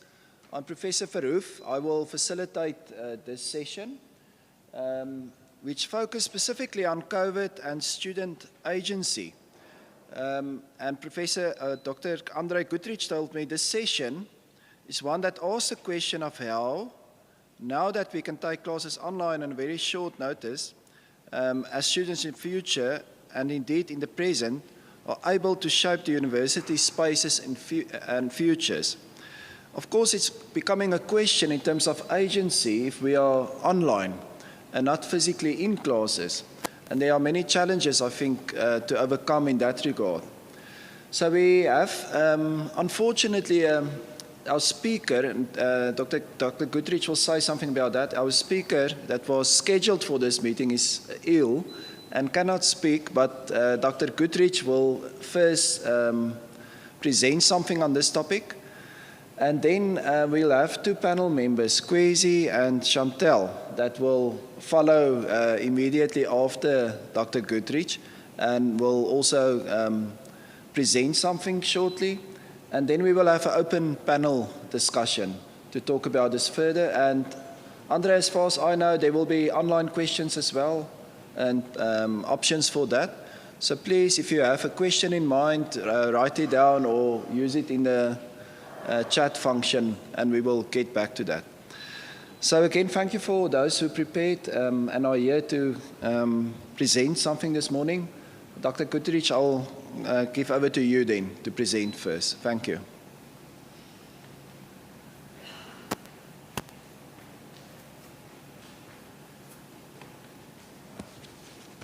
All right, great. Thank you very much, Professor Verhoef. Yes, unfortunately, a colleague from the University of the Western Cape was due to speak on this topic, and she would be far, far, far better qualified to do so than what I am. She's unfortunately taken sick, and so I've stepped in just to sketch out some of the coordinates for what I think are important elements in this conversation as it pertains to the question of what happens to student agency when the university goes into online spaces. So where I would like to start is just by saying, of course, we come from a history and set of practices within which student agency has always faced curtailment. And yesterday morning, Crane Sedin mentioned a really important date in the history of South African universities, which is the 1959 Extension of Universities Act.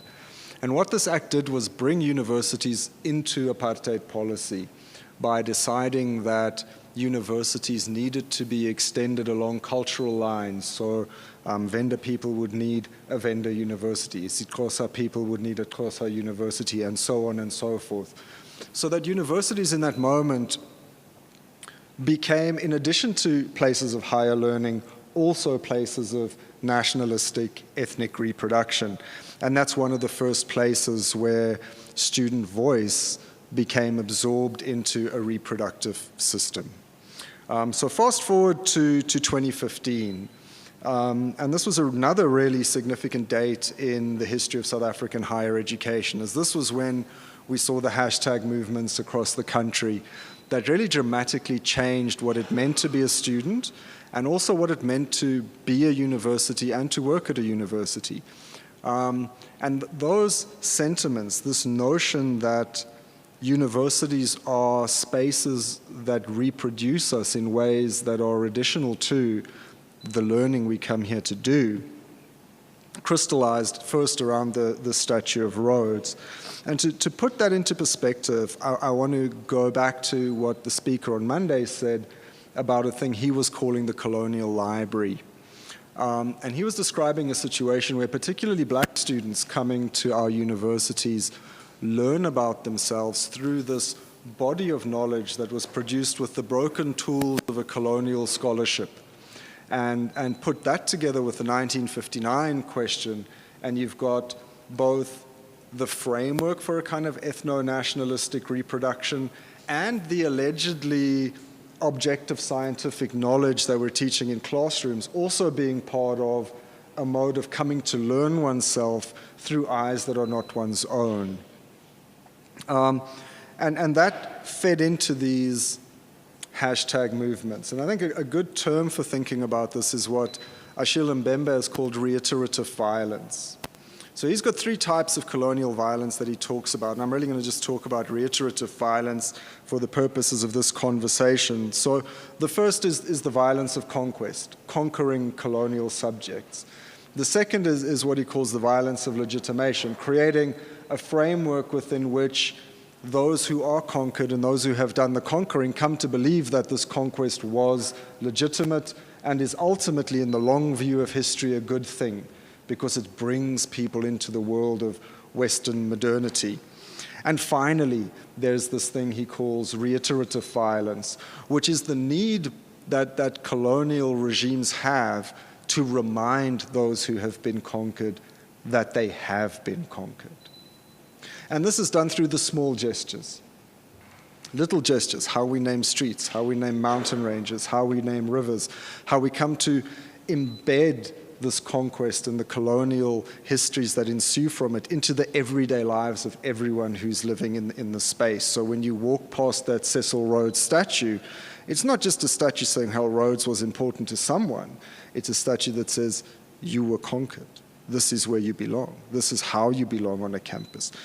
So this was disrupted fundamentally by bodies in space, by what came to be called occupation. Students going into spaces where they were not supposed to be, sometimes with behaviors that they were not supposed to be doing, shouting, rowdiness, disruption of classes, disruption of the ordinary spaces, blockading gates, making it that the colonial library, the reproduction of those colonial knowledges, the reiterative violence of campus spaces couldn't just pass anymore. Yeah? They put their foot down. So that's the first part of what I want to talk about. The second part of what I want to talk about also relates to colonialism and to something that began happening particularly in the middle of the 20th century in the colonial world. And you would all be familiar with the phrase like neo-colonialism, right? So what happens in the middle of the 20th century is a deterritorialization of colonial relationships. After having spent its men in the First and Second World War, after having seen the horrors of the Holocaust and the nuclear strikes on Japan, the space opened up for Europe to say, look, we recognize that we've been really bad people, we're going to back out of the colonies. But at the same time, the dishing out of liberation, the liberating of colonial states that ensues in that second half of the 20th century is accompanied by the rise of multilaterals. And those multilaterals perpetuate the same kind of extractive relationalities that had been central to colonial relationships. And of course, this comes to resemble the modern world we live in today. And what Divine said on Monday was something that I think is really important for us to internalize. He made the assumption, and I hope my colleagues in development studies are listening and will hear this, because it's a wonderful provocation. He said that development, we have to understand it as follows. It's the foreign policy of another nation being exercised in your backyard. When you get money from the World Bank, when you get money from the IMF, when you get money from the Americans or the Brits or other multilaterals or the Development Bank, they're coming to tell you how you must organize your state, how you must organize your healthcare, how you must organize your education system, what you must do in order to develop your economy. Yeah? That is foreign policy of another state exercised in your own backyard. So how is this relevant to the idea of student agency? So what's happened with COVID-19, of course, is that the academic project had to carry on. And I think all of us are grateful that it did. But we need to engage with some of the difficult questions that came about. And one of the things that has been a consequence of that is that campuses and the relationalities of campuses have been deterritorialized. So earlier this year, there were students barricading gates on the Mafeking campus. There were students protesting outside the Vanderbijl Park campus, protesting important issues. NSFAS was late. registrations needed to be delayed. The academic year was already underway, and many students felt that these things were threatening to their future and wanted us to stop. What was our response? Quickly go online. We could just suddenly be online. Unlike 2015, where students closed campuses down, in 2022, we closed campuses down so that we could go online and keep the academic project running. Now, there's merits and there's demerits to that, but it raises a fundamental question about how do students exercise their voice? And I want to run that even further. So that's the first axis of agency that I want to talk about today. The second one is to build on analogy with what Divine said on Monday about development. When we go online, where are we? Right? We're in our various places where we live, sure, fair enough, and there's lots of things to think about there, and speakers this week and people from the audience have raised questions about, do you need a room, do you need a desk, do you need a chair, are you sharing with your siblings, are you sharing with your parents, when can you work, do you have to go to work, do you have to support the household? That's not what I want to talk about now. What I want to say is, when we go online, we enter products. A lecture theatre is not a product. This room, this gallery is not a product. There's no corporate ownership here. We come in, we can do what we want. We can shape the space. We can juxtapose ourselves relative to each other. But when I take my class onto Zoom, when I take my class onto Microsoft Teams, when I take my class onto Telegram, I'm taking my class into a product.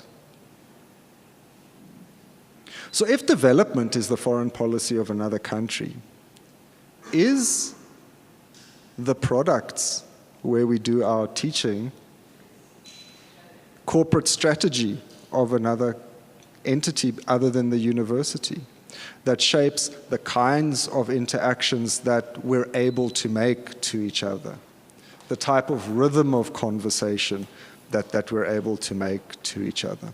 So that's the second axis, is that when we go online, we're not going into free public space, we're going into corporately shaped product space. And that means that we need to learn to be customers of those companies. We need to learn to become their consumers. So if in 1959 there was a kind of ethno-nationalistic reproduction alongside the colonial library we were teaching, now there's a kind of consumer reproduction alongside the colonial library that we're teaching, and that again affects student agencies. And then the third thing, and I want to go back to the 2015 thing here, is the following. Last week we had Crane Sudin present a seminar in the School of Government Studies here, and his point was partly about the relationship between technology and what he sees as one of the goals and responsibilities of higher education, which is to progressively, maybe progressively is not the right word, continuously strive to transcend the inherited categories that continue to shape society in unjust ways. And of course, in 2015, students led the charge on university campuses to do just that, to interrogate categories, to force universities to realize how those categories shape student life and academic life. When we go into corporate technological space, we need to recognize two important things. The first is that technology comes from somewhere. My phone doesn't just appear on the MTN shop shelf. The cobalt, the coltan that's involved in producing it is dug from holes in the DRC by children. That's shipped off all around the world, and that phone is put together in a sweatshop factory in China. Some of those factories became such terrible places to work that to stop the workers killing themselves, they had to install nets around the building so that the nets would catch them. I mean, that's a stark removal of agency. The most desperate last resort of agency is suicide, and to take even that away from people is quite something, yeah? We've got George Bezos in his penis-shaped rocket going up to space for a quickie, yeah?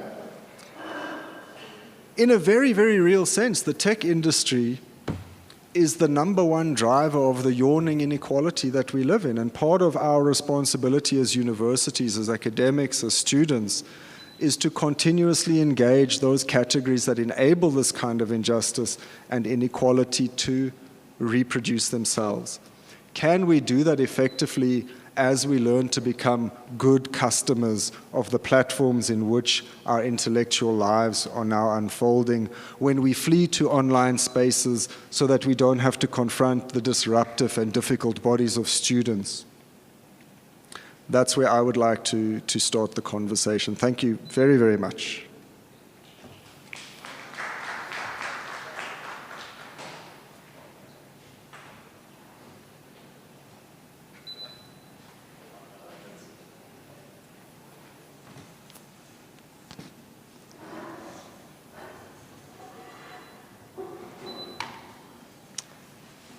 Yeah, no, thanks, Dr. Andre, for just, you said a lot of things that I found really interesting, and they had me, to say the least, laughing. I like humor, and I think one of my coping mechanisms with this kind of conversation, anyway, is always to dwell around humor and look at these things from not a hardcore, radical, serious perspective, but allow myself to see it for what it's worth. And when you look at it for what it's worth, the first thing that comes to my mind is laughing about it. I just find these things incredible, right? I had a whole thing planned out in my mind that I would speak about, and I was quite unfortunate that we didn't get the other speaker that was set to speak anyway before myself. And when it comes to a race conversation, and I was asking myself this many times when I was approached to speak today, of what does it mean? What does it mean to, generally in South Africa, to have a conversation around and about race? What does it mean for the University of Northwest-University Potchefstroom campus in particular, to have a conversation about race? Who does this conversation speak to? Who are the ears that are meant to hear this? And I think for me, generally in academia, this is something I'm always toggling with. Who are we speaking to, and who's supposed to listen to our words and interpret them to any extent that they might look to take them towards, right? Am I talking today to black people about blackness? Am I talking to people about race?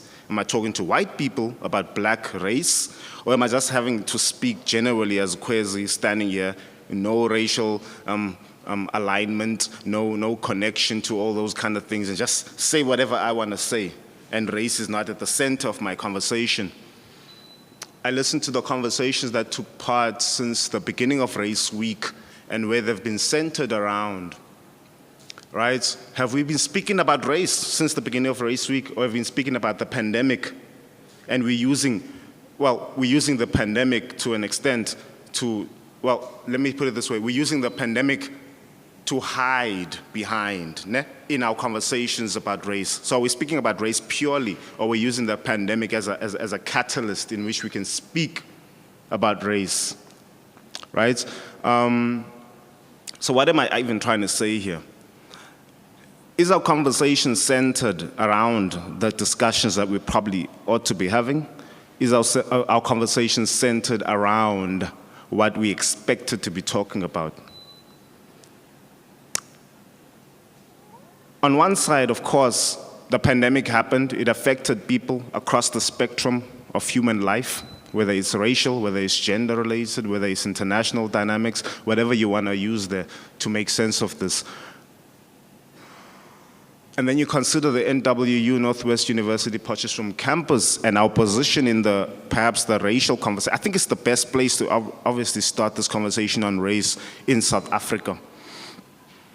I asked myself, because I was asked, Kwezi, speak about your experiences as a lecturer during the pandemic.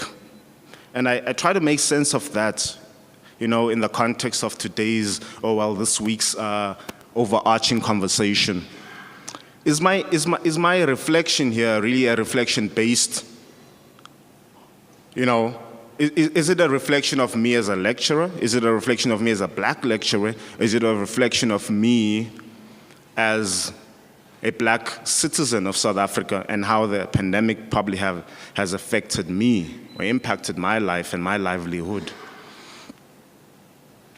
So, as a lecturer, or if I speak from that category at least, I think across the board, our experiences have been the same.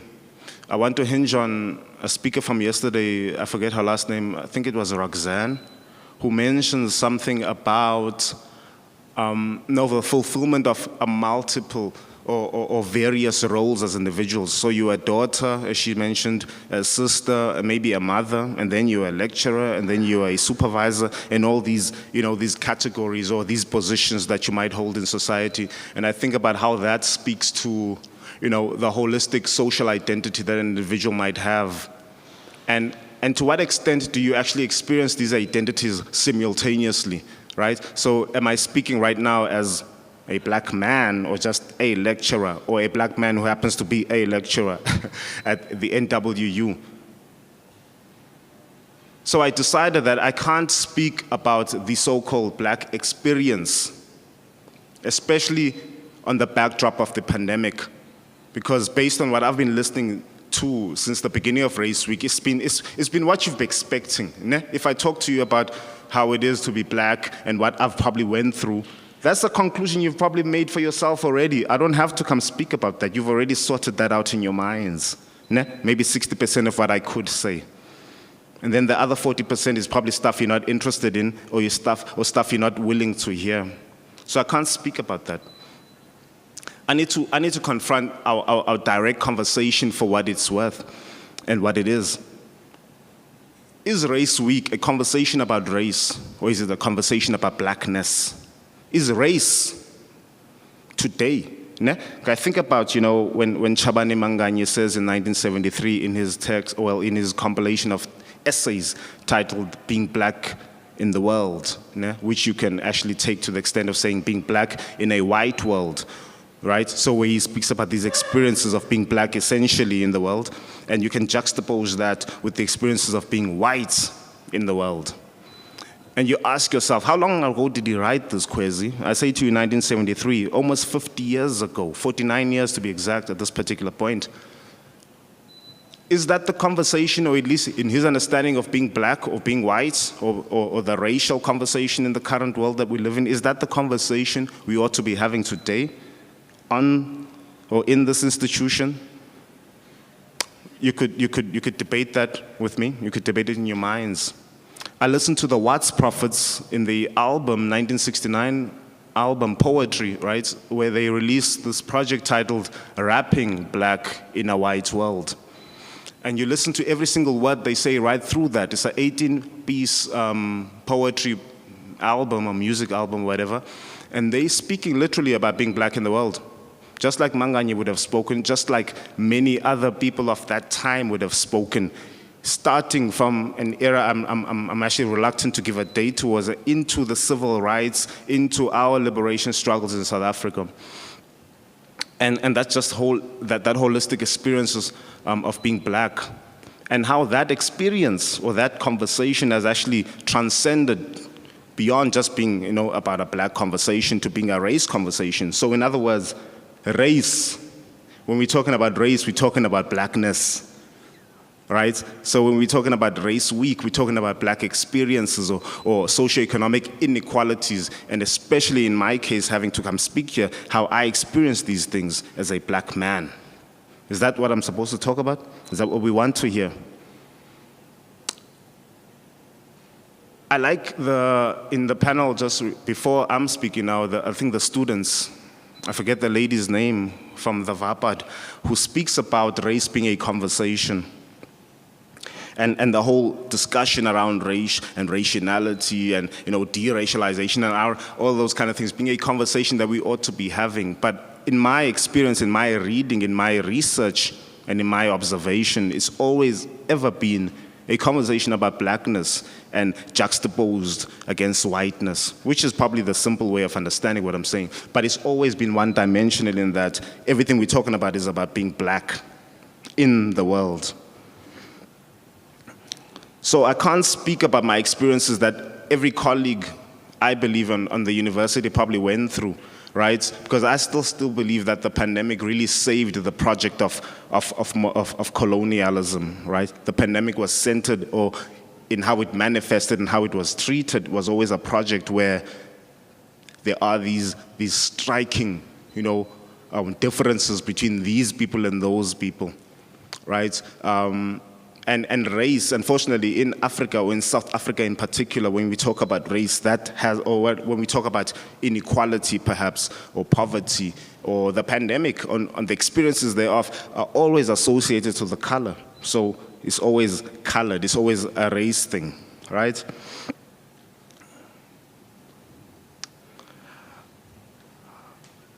I want to say this.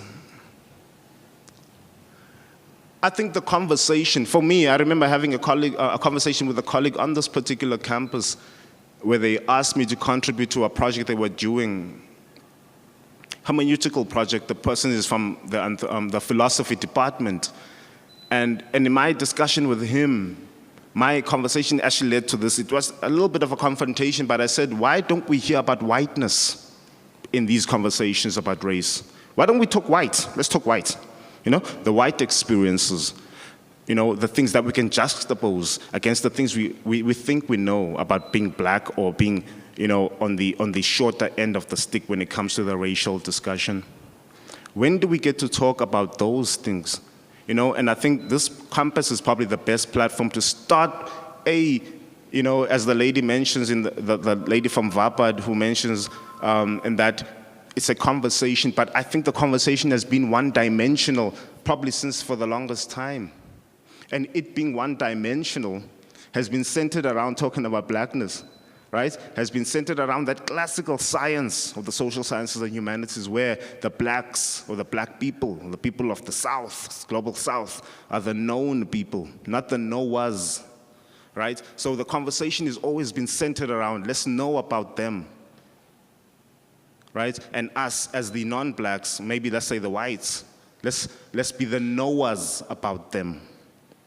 And I think where we could take the conversation and where we ought to be taking it is in those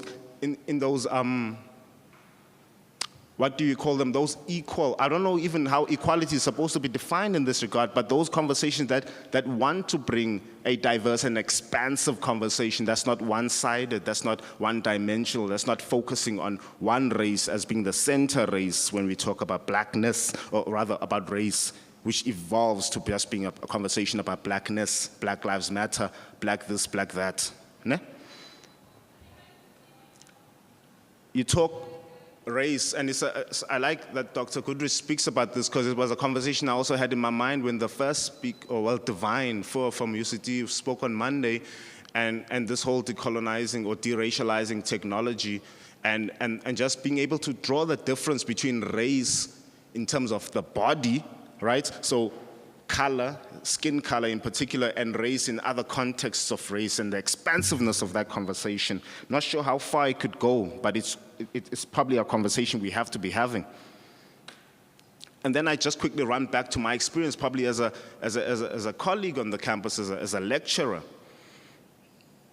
And my acknowledging that the conversation, since the outbreak, first we have to appreciate that our, let's call them the powers that be, were able to come with a reaction, right? And kind of like tell us, let's use that word, tell us what we ought to be doing and how we ought to be thinking about what is going on and the kind of directions we can take. So they kind of gave us a plan and a way forward. Né? But the conversation since that outbreak, that initial one, is the 13th of March 2020 with the COVID-19 pandemic, has always been a top-down conversation. It's never been a conversation that's coming from the bottom, right? So it's always been a conversation that we're listening to instructions. Students listen to our instructions. So as the lecturers, we become the middle people, né? Where we're listening to the conversations of the students on one end, we're listening to the conversations of those at the top on the other end, and we're having to balance that. Né? We're having to balance that and think around those areas of interaction. Have the students been been included in the discussions? Have we spoken to them and what they need and how we could go about addressing and managing the holistic space and the management of the pandemic? That's one conversation that we're not talking about. But our conversation has really been based on the experiences of being black, if you ask me. Experiences of being a black student in the pandemic, the experiences of being a black lecturer in the pandemic. And I don't have time to dwell into some of the things I would have gone into, but some of my experiences have shown for me that maybe there are racial dynamics, but the dynamics go maybe just a bit beyond race into other areas worthy of addressing. But we're gonna leave it at the black level or at the racial level. And I keep saying black, because when we talk about black or race, that is really where our conversation is usually centered. And I'm just really advocating for this. Let's run away from the obvious things that we could do. Let's stop piggybacking on discussions such as the pandemic right now to talk about this kind of conversation. And let's actually address the conversation for what it's worth. What does it mean to talk about race in general? What does it mean to talk about race at the NWU? And how do we transcend those conversations to not being, focused on just having a black conversation and black experiences which link to socioeconomics and sociopolitics? I could say so much more, but I'm going to choose to stop right there, Professor. Thank you.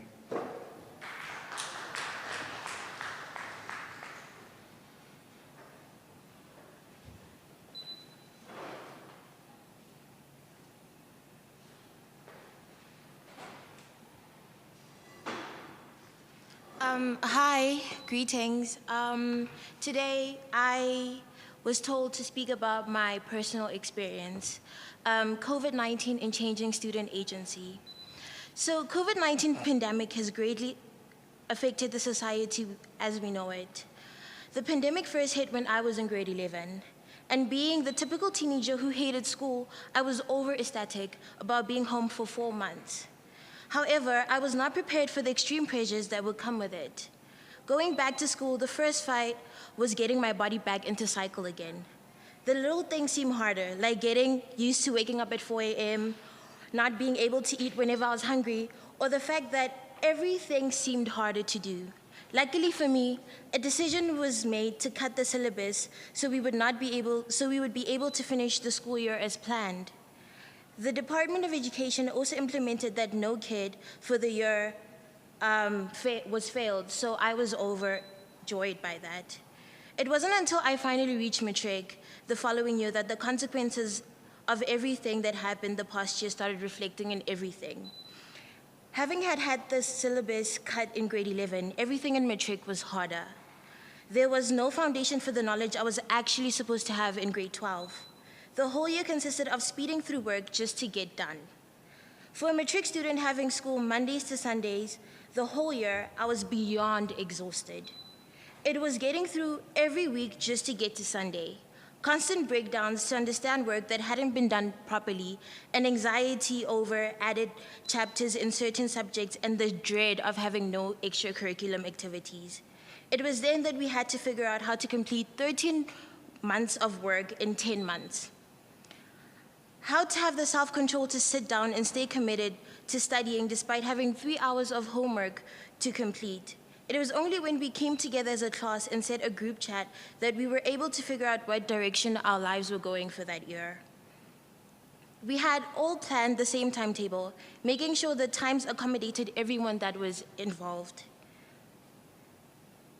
We would study the same chapters together at the same time. That way, if we didn't understand something, we could all help each other. We'd have breaks at the same time to ensure we were all coping, and YouTube became our best friend. We'd watch the same videos, often sharing links for videos that had added information. We also had days when we would decide if the homework we were given was worth doing or chuck it to the side. We had figured out that if the majority of the class hadn't done homework, the consequences wouldn't be as bad, and just as we thought, it worked. Often our teachers would ask one specific person to check if homework was done, and the person who would check would stamp our books anyway, regardless of whether it was done or not. That way, everybody was happy. We all learned to connect to each other better, and saw each other not just as classmates, but as each other's support systems. And when somebody was failing or falling behind, we were able to pick them up and put them on track with the rest of us. If someone was absent, the added stress of catching up was eliminated, as we would all help the person recover the work missed.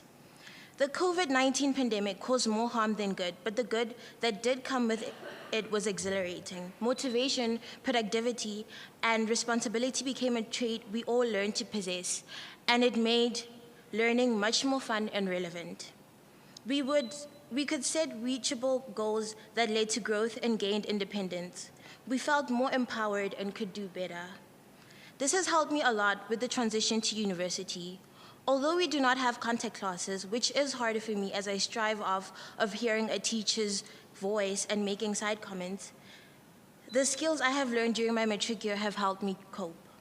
Having classes online has been a completely different experience for me, and often I find myself missing classes due to not being scheduled. Moving to a different province where I live alone and have no support system, it was very easy for me to fall out of schedule, but once I had realized that I was basically self-sabotaging myself, it was easy to get back on track as I had already had the skills. COVID-19 has changed a lot of things, but the things I have had learned as a result of it, I am grateful for. With COVID-19 in the way of everything we do, it is important that one has a strict timetable. Setting alarms for everything you need to do is a great way to manage your time. It is also important that you have the self-control to follow along with these times. University is hard, and it is easy to forget where you wanted to go. Being in touch with yourself, your beliefs, and participating in things you know represent you as a person will keep you grounded. I would also love to stress on making sure your mental health is as healthy as normal is to you. With COVID, the amount of cases of depression and anxiety has increased. It is so important that you look after yourself. If you feel you're not coping, take a break. Check your schedule away for a few hours or a day and bond with yourself. It is very hard to do things to the best of your ability when you're not the best you. We no longer exist in a world where you can just show up and represent yourself. So finding who you are in a world of appointment is hard. Your voice matters, your outtake on life and way of thinking is needed in the world. Thank you.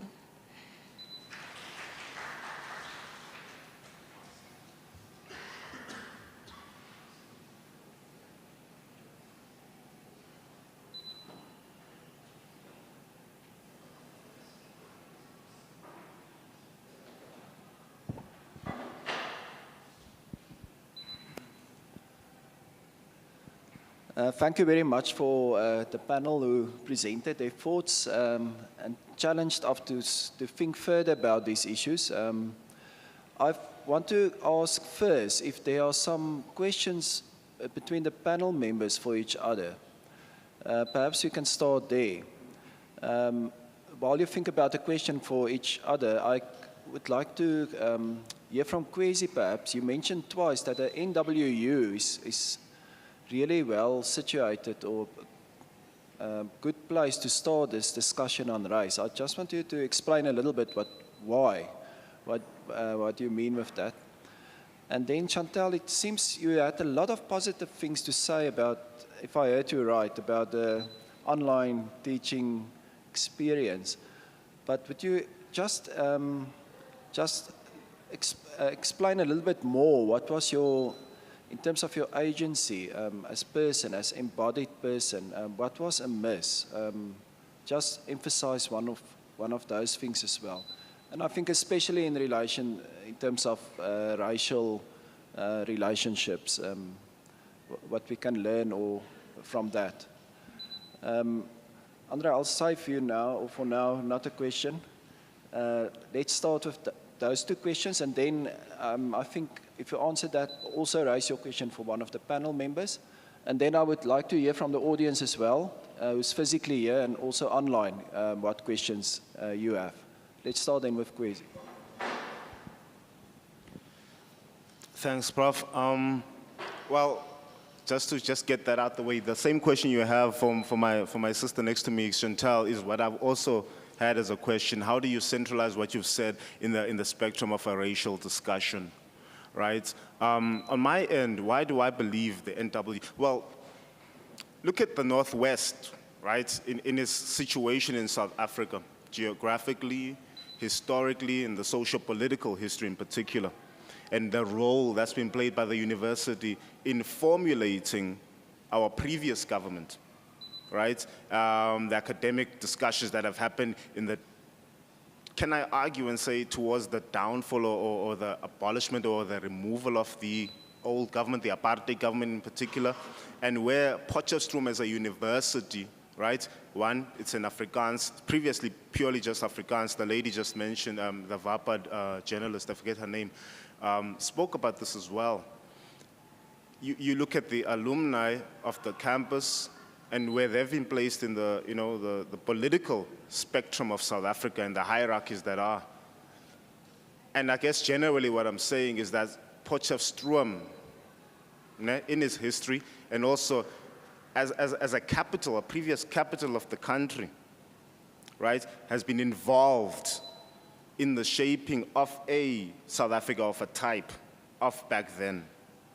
And why it's probably vital for this university, 'cause I always say it even to students in my classes and whatnot, that the I'm expected as a black man to come talk blackness, to come talk race, to come be that drama bringer. I can bring drama, but I always hold myself back, because I want that drama to be expanded away from Kwezi. I want to hear, for instance, white students. I want to hear white South Africans bring the drama themselves.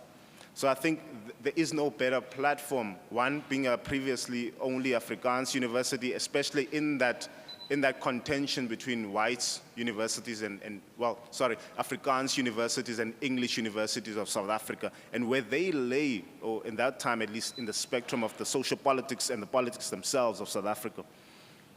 There is no better university. If you compare maybe Potchefstroom, you take it to Stellenbosch, and those kind of regions, and those universities and institutions themselves, and where they were placed in the spectrum, in the conversation. Potch is allowing this conversation to happen. Potch is allowing us to speak, can I say freely? I'm not sure free we are, damn it, but let's say freely, right? To be out there and just say the damn things. It's a good area to start this, and I think for me, in as much as we can talk blackness and black experiences, we need to expand that to, I think Potch will give us the platform to talk whiteness and white experiences. And I would love to hear that from this university. I won't name his name from philosophy. This was the conversation we had, Richard Kearney, right? He wanted me to speak something around this. I forget the actual conversation we were supposed to have, but my argument with him was, can I not hear from you as a white man and your experiences and where you place yourself in this holistic conversation so that we can build from there? You know about inequality, blackness, townships, poverty, you know that. You've already concluded that you teach classes on this stuff, God, for crying out loud. Let's take it there. Let's expand those barriers and take it to, to the extents. So that's why I feel this probably is the good platform to have this conversation. And to Chantal, I've got the exact same question you've got. Link what you said to race. I don't really have much opinion on the race. It's just observations I have made since coming here. For example, one observation I have made was the residence capacity and how most of the students on race are white. During orientation, where the races had their own different orientation, I used to look at the groups, and there was a time I saw just 2 black students out of all of the members, and it was like, okay, that's a situation. One of the things I do have a problem with and that I am having a hard time adjusting to is the classes. I have zoology, and for most of my semester it was taught in Afrikaans. And I have a friend who speaks English and Afrikaans, and she is mainly English, and she had the translator earphones. And in the middle of the lesson, she took the earphones off, and it was like, why? And she said the translator isn't really saying what the lecturer is saying. And in my opinion, it was like, oh, if I didn't know you and you didn't know Afrikaans, I would never know that we're probably not getting the information that the lecturer is giving us. So that is mainly where I do have a problem, where it's like, it's not a first come, first serve with residents, it's not a mock thing, it's a based on your skin color. I have people who come from Limpopo or Cape Town and they don't have race and they had to go outside, but some person who's Caucasian who lives in Porch has space in residence, and it's like, where's the consideration? So that's where I have difficulty with. I also have difficulty with actually going and approaching people because in my mind, it's like the segregation here it's big. One of the observations I made during orientation, we first came and they put us in 2 lines, and immediately after they put us in groups, everybody went, like, they made friends according to their races. I had all the Indian people standing and making friends with each other, all the colored people were together, all the white people were in a group, and all the black people were in a group, and the very few where you do see friends who are mixed races is if it's in the rugby residence where we're all together and they like, okay, you're like all together, you kind of forced into the situation. So that's where I've seen race come as a problem here. So I don't really have much opinion on it, but it is what it is, I guess. Because I remember you asked us to, pose questions to ourselves. I had something I could throw to Dr. Andre Goodrich as well, in speaking about the agency of students. I remember the title was something about COVID-19 and the agency of students, right? And I think a very loose question, if I may call it that, the conversation of agencies has got a strong history, and I'm trying to avoid theoretical areas here, but I'm asking myself, is how we perceiving, or at least how you perceiving agency, as it were put at some point in history, and how we understand it today? Are you speaking about the same thing? Are we still speaking about that kind of agency, or is there another understanding to agency now? Maybe post-pandemic, I don't know.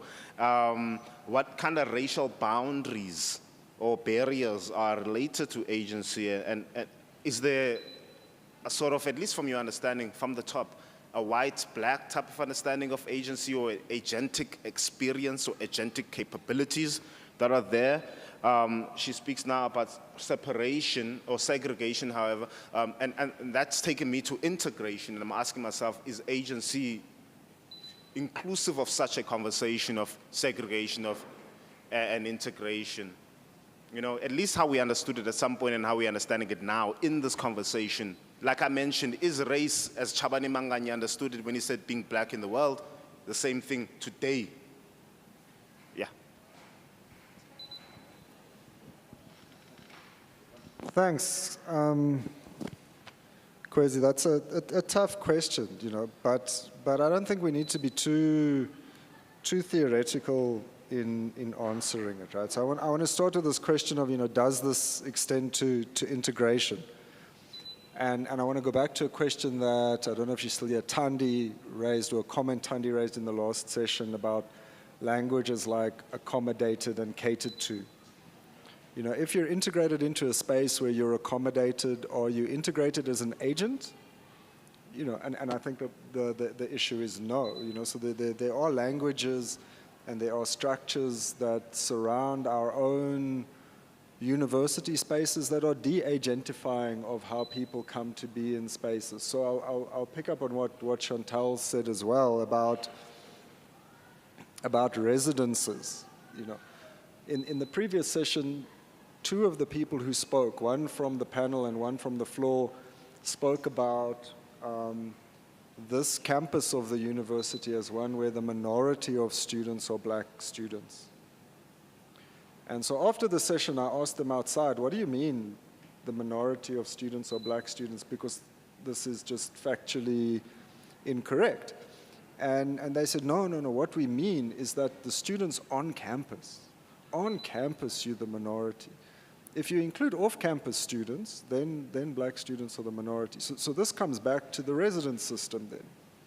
and what Chantal was talking about. And the question for me then, I suppose there, we come back to this notion of, are you included into a system where you have the capacity to exercise agency? And if you do have the capacity to exercise agency, what kinds of, for want of a less sociological term, capitals are you dependent upon? So in 2015, we saw remarkable exercises of agency through quite desperate capitals, because the ones that are open to the students who are catered for by universities as historical institutions are not available to the students who are not catered for in those things. So I don't think we need to go too far beyond saying, can I as a person at this university raise my concerns in the comfort and belief that I'll be taken seriously by the whole of the university community, not simply accommodated as a non-agent within that space? Because then we get back to that horrible phrase we heard yesterday, I have to give up myself in order to be recognized by you. And that obviously is a very de-agentifying thing. I want to not ask Kwesi a question, I want to steal an answer to his question. So you asked him, why is this university well positioned? And I think it's really well positioned because of how the merge has thrown together two parts of that history that begins in 1959. The former Potchefstroom University for Christian Higher Education, which despite some quite tortured debates in some quite tortured journals, was actually a Christian nationalist university. So some people dispute the nationalist part of it and try and pretend it was like Christian in a way that transcended nationalism, but tell that to anyone who wasn't part of the nation and try to get a job here. And Unibo, which was the University of Bophuthatswana, you know, the kind of ethnic reproductive equivalent on the other side of things. And the merge has brought us together in ways that I think enable conversations in a space that the mass media has forgotten. If students, you know, moan on Wits or UCT, it's front page news. On Mafeking, massive student protests take place quite regularly. I mean, I don't want to say that like it's a bad thing, but quite regularly. Before 2015, fees must fall was a very real thing at Noordwes-Universiteit. And the media didn't really care because it takes them some time to travel from Joburg to Mafeking to get a picture. And so it's, you know, it costs too much money maybe for them to report on it. And that's also de-agentifying, you know, of our students. So I think it is a great place because it pulls together lots of the political economies of knowledge production over time. So I think that's good. Sorry. I mean, I don't have a question of my own. Okay, thank you. Let's, I'm unsure where to see if there are online questions. Can we see it on the screen? Or Andre will look at that. Okay, okay, there was only a comment. Yeah. And we've got a question there. Please, I'll give you the mic.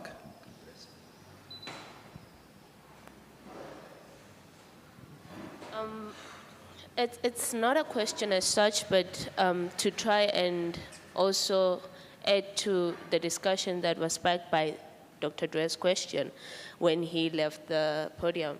He said that how do we then go about attending to students' issues when we have the online space to run to, in a way. I just paraphrased that. To add to that is it's having a home ground advantage because the decision of knowing to go to online was based on, I think they can because the majority on campus are white people and we associate white people with having privileges to be able to be online and affording the space to go online when needs be. So I would say that the answer to that for me, I would just say it's having the home ground advantage and not actually having the students like in wholeness, even the ones off campus, to have a say on whether they will be able to go online when needs be, or they have certain issues that will hinder them from going online. But because of the people above being people of privilege, they just assume that going online is the safest, but safest for who, for how, like something like that. So home ground advantage would be my answer.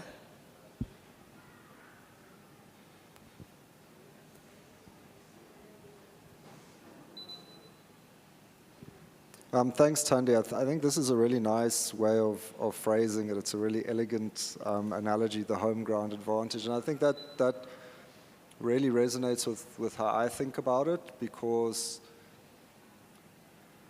I do know of courses that proceeded very well online, even in 2020 when it was new to everyone. Proceeded very, very well online. And when you look at who was registered in those courses, it was, people who were already very, very privileged within that home ground space. And so they were able to succeed really well. Whereas in other courses, students were battling right up until the very, very last few weeks just to get access to the material and join the game. So yeah, the traveling to the field where you're going to play can be prohibitive sometimes. So thanks for the analogy. No, thanks for that. Not to speak for too long, I mean, the whole conversation of home ground advantage, and I think to myself, let's talk about my experience as a lecturer. What's presumed? The presumption is that it's the black students who are going to struggle. They don't have laptops, they don't have data, blah, blah, blah, blah, blah. In my experience, that totally was not the case. I had, in the honors year of last year, for instance, it was 2 white students. On one side, they were able to pay for rent in Potchefstroom. They were able to be in and around the city or the town, right?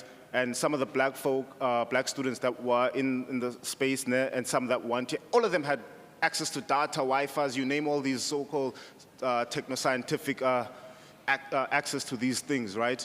And that one white student actually didn't even finish his honors. He didn't have a laptop, he didn't do anything. He struggled right through the year, right? And that left me thinking, and it was a conversation I kept having with myself, is this whole home ground advantage really, I say here, is it race or is it economics? Are we still at a position, I'm not saying we're not, because I still think we heavily still in a situation where it is the black majority that is in the socioeconomic inequality or disadvantaged position. That's just the fact. But is it still purely like that? You take it back to the old school conversation, the start of sociology in South Africa, or the whole Carnegie study and the whole poor white story post-Anglo-Boer War II. Right? And how that led to at least the acknowledgement of a strong, poor white population. I'm not going to get into that. It was probably poor, strong in the sense that what Dr. Dre is saying, that it was the media coverage around it, how it was put out to the society, and the kind of narrative that was generated, no discourse around it. So it was probably a strong, poor white because of that reason. I'm not involved in that right now. But I'm saying to myself, my experience wasn't a pure racial one. No black student in the honors year 2021 was affected in terms of access to resources and access to data and the likes than was the 1 or 2 white students that I was even supervising. It became a departmental conversation with them having to terminate their studies, one having failed, blah, blah, blah, blah, blah. Is the spectrum of race really still a black inequality conversation? I'll take it back there. Just leave it there. Thanks.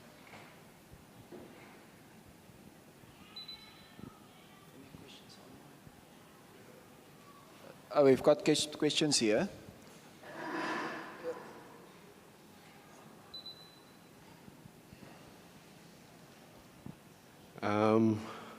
Greetings to everyone, to the panel. I think this Face Race Week has been really important, and my name is Tebojo, by the way, so I've had the privilege to see Face Race Week across all 3 campuses, Mafeking, Val, and Potchefstroom. But on this campus, I will be honest, this is the only interaction I've had with anyone, especially from the staff to the students. So I'd like to commend Potchefstroom on that. But if I may, maybe bring up 2 points. Also, firstly, to the gentleman who just spoke, and maybe also to the panel. But firstly, on the issue of data and access, sorry to speak frankly, but I think maybe you're a little bit removed.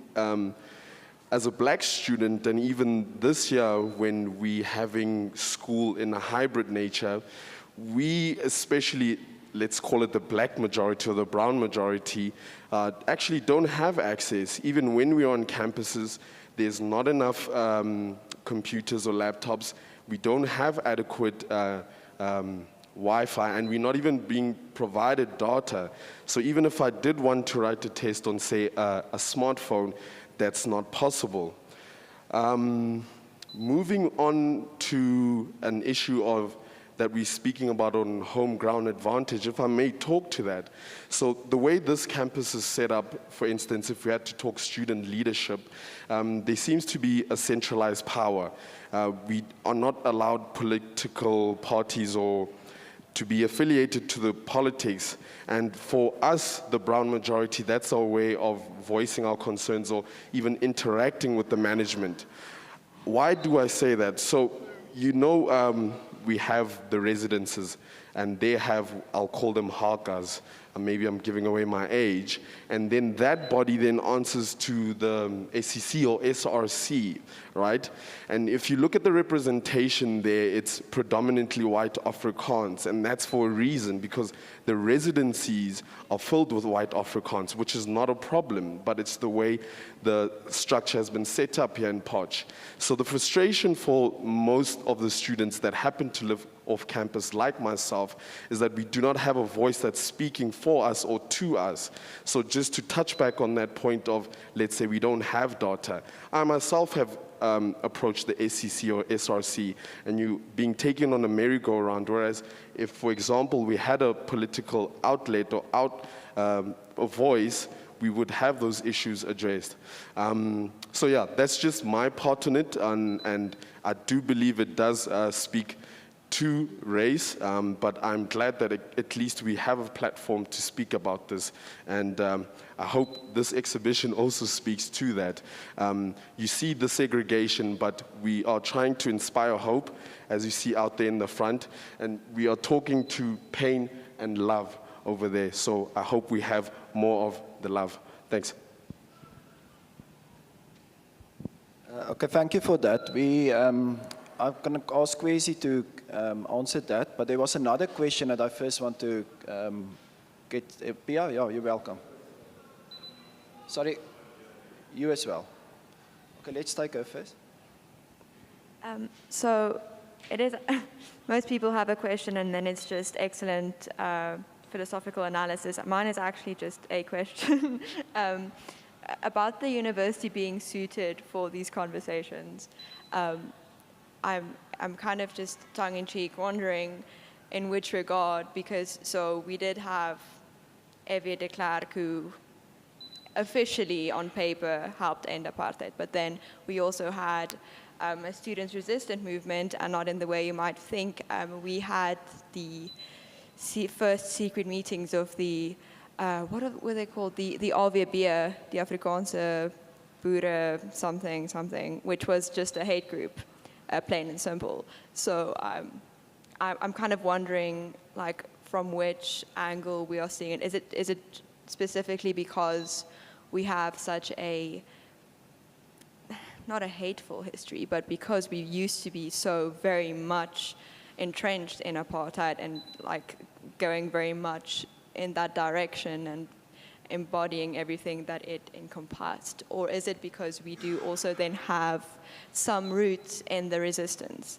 Because I wasn't born until long after, and as a law student, the lawyers don't really want to talk about how it was when they were studying for some reason.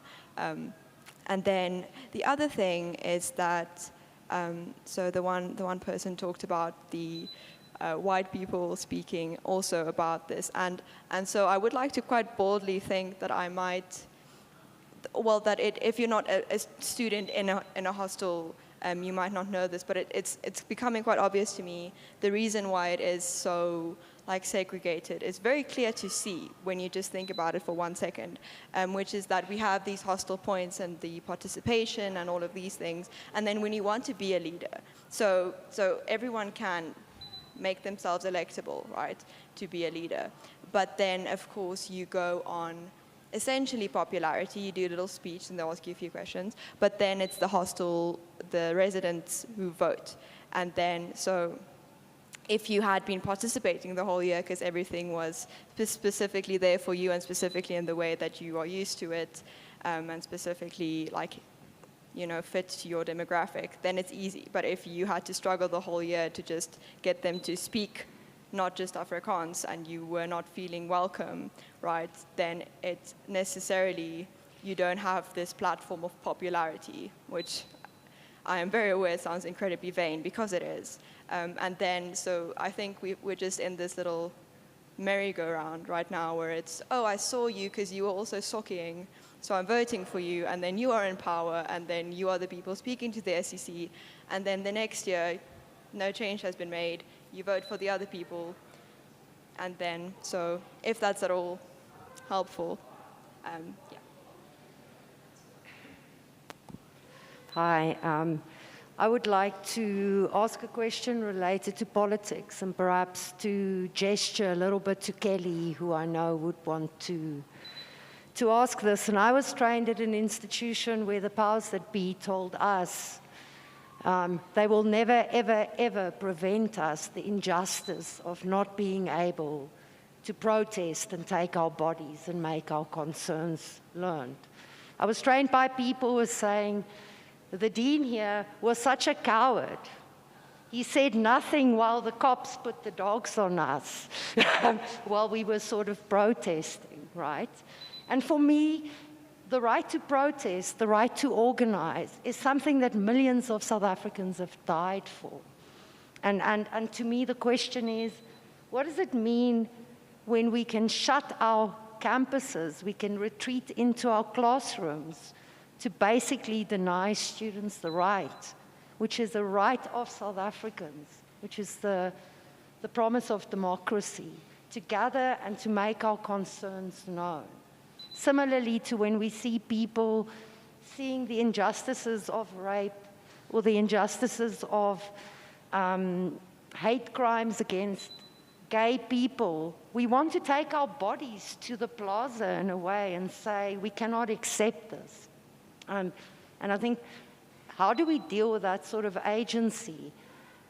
Is the way of speaking with Andre then in his metaphor, how do laborers who are subjected to corporate management regimes, how then do we strike?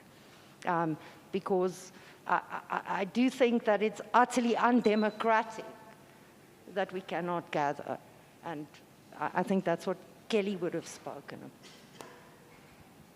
Okay, thank you, Pia. Yeah, we got a lively discussion going on here. Let's take another question, and I'll give the panel a chance to think. Some of it were just comments, but if you can react on some of those questions, then we'll take your question as well. I just wanted to ask, I heard what everyone commented on. I hear the whole, initiatives being suggested and discussions being made. But my main concern or my main question is, based on your perceptions, do you think this institution is providing, are they actually building a space of cohesiveness and constructivism or destructiveness, and which leads to these underlying issues of race and, differences in culture and everything? And my second question is, with everything being said and having some form of understanding and yet implementation is required, are these going to be initiated and implemented is there a way forward for everything that is being addressed today? Or is it just going to be as dead as some of the promises that have been made with regards to the transformation and changes that will occur in this campus? Those are just simply the questions. Thank you.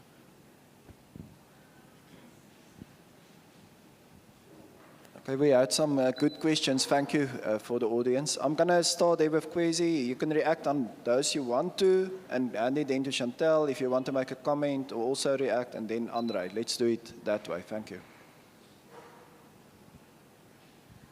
Thanks, Prof. No, those are a cool conversation, questions. If I may, I want to start with Thabang. I think with Thabang's question, it's a fair point, né? And I think the important thing, anyway, to pick up from what I said is I'm talking about a particular case with regards to particularly an honors situation where you're talking at least, let's say, 5 to 8 students. And in that situation, it's easy to say, well, I know 5 to 8 students, 6 of them are black, and they all have, let's just say it like that, they've got laptops and whatnot, right? And then, but I mean, it'll be an injustice for me to overlook the fact that holistically, right, the experience, of course, like I keep mentioning, of inequality, of lack of, and all those kind of things is a black, the thing is with poverty and socioeconomic inequality in South Africa, you gotta know we're talking color immediately. You're not talking just class, we're talking color. So poverty has a color, you know, wealth, richness, you know, being better off has a color. You can say it's white, you can say it's black. So those things, I feel, why even when I spoke there, I feel those aren't the conversations I'm going to come and have here, because those are things I think most of us have already concluded. Those are the things we know. You know, I check out Eddie Lodge's book, Why I Don't Speak About Race with White People Anymore. There you have it. You know, what is the point of telling you what you know? What is the point of telling you about the legacy of apartheid that when you get into your car or when you walk down the streets in town, you can see with your eyes? I don't have to come here and tell you black people don't have it, white people have it. We know that. We see it. We live it. You know what I mean? Coming from the Cape Flats, you know, born and raised in that Cape Town, I'm speaking from that perspective, and I could actually make that my narrative. I could be that wildling. I could be that wild cowboy, which I am, and I could just come here and let things loose, but I don't think that takes us anywhere. I think I'm not going to come, you know what I mean, and just merely mention what is expected from me. I'm expected to say those things. But I needed to show that there's at least that one experience of that one student that did not have, and he wasn't black, and he went through that. The story, we know it. Inequality is a black situation. We know that. And you know what I mean? A very important conversation. You get the complaints from students, the people who come knock on your door and ask for requests, and people whose parents are even willing to type you an email and say, my child, Marali van der Westhuizen, has this problem. It's not going to be a black parent who's going to write you that. And that's a problem of positionality as well, right? So a lot of black folk, I'm thinking about my own family now, would never go to talk to a lecturer at university that my child is struggling with this and that, because of the fact that they realize their positions in society and they question the extent to which their voices might go and even might be heard. Whereas Mr. Groenewald won't think twice to come tell me that, listen, my son is going through A, B, and C, you better deal with it. And that son is willing to, you talk to my directors and the powers that be that look after me, they'll tell you that stuff goes all the way to the dean before maybe sometimes I even hear about it. So the students are willing to bypass me as a black, well, maybe as a lecturer, but maybe it's because I'm black, right? So I step there, I've got the dreadlocks, I'm already a problem. Go back to Eddie Lodge. Why should we talk about race with white people? Who's talking? Who's listening? Who's our voice speaking to? Is it us speaking to each other? Is it us telling them what we feel, and then they go deal with it when they deal with it, where they deal with it? And we just deal with, like I always say with the COVID-19, it's always been a top-down instruction situation, never been a round table, never been anyone who wants to speak. Anyway, let's leave that. Silo speaks about cohesion, and he refers to this institution as the area in which, or rather asks the question, is this institution where we could, maybe I'm misunderstanding, where the cohesive conversation could take part is this institution where we could have these, conversations that are clear-cut, where these barriers aren't there and we just speak freely. I'm not going to say yes or no to that. I'm going to say I think it should start here, though. Like what Dr. Andre said and what I said earlier, I think this is a good platform for those conversations to kick off based on what he said and what I said earlier on. Yeah, let me stop there. Thanks. I just want to say something though. Going back on the most of us, even when we are on campus, we don't have internet access. That is true. Although Ifundi is free, even when you are on campus, the Wi-Fi it never really works properly. So even if we do come and you want to get your work done and you go to the library, maybe you want to be at the library until 10. It doesn't really help with anything because the Wi-Fi isn't working properly. Another thing is, as you said, the SEC, with the whole popularity thing, that is true.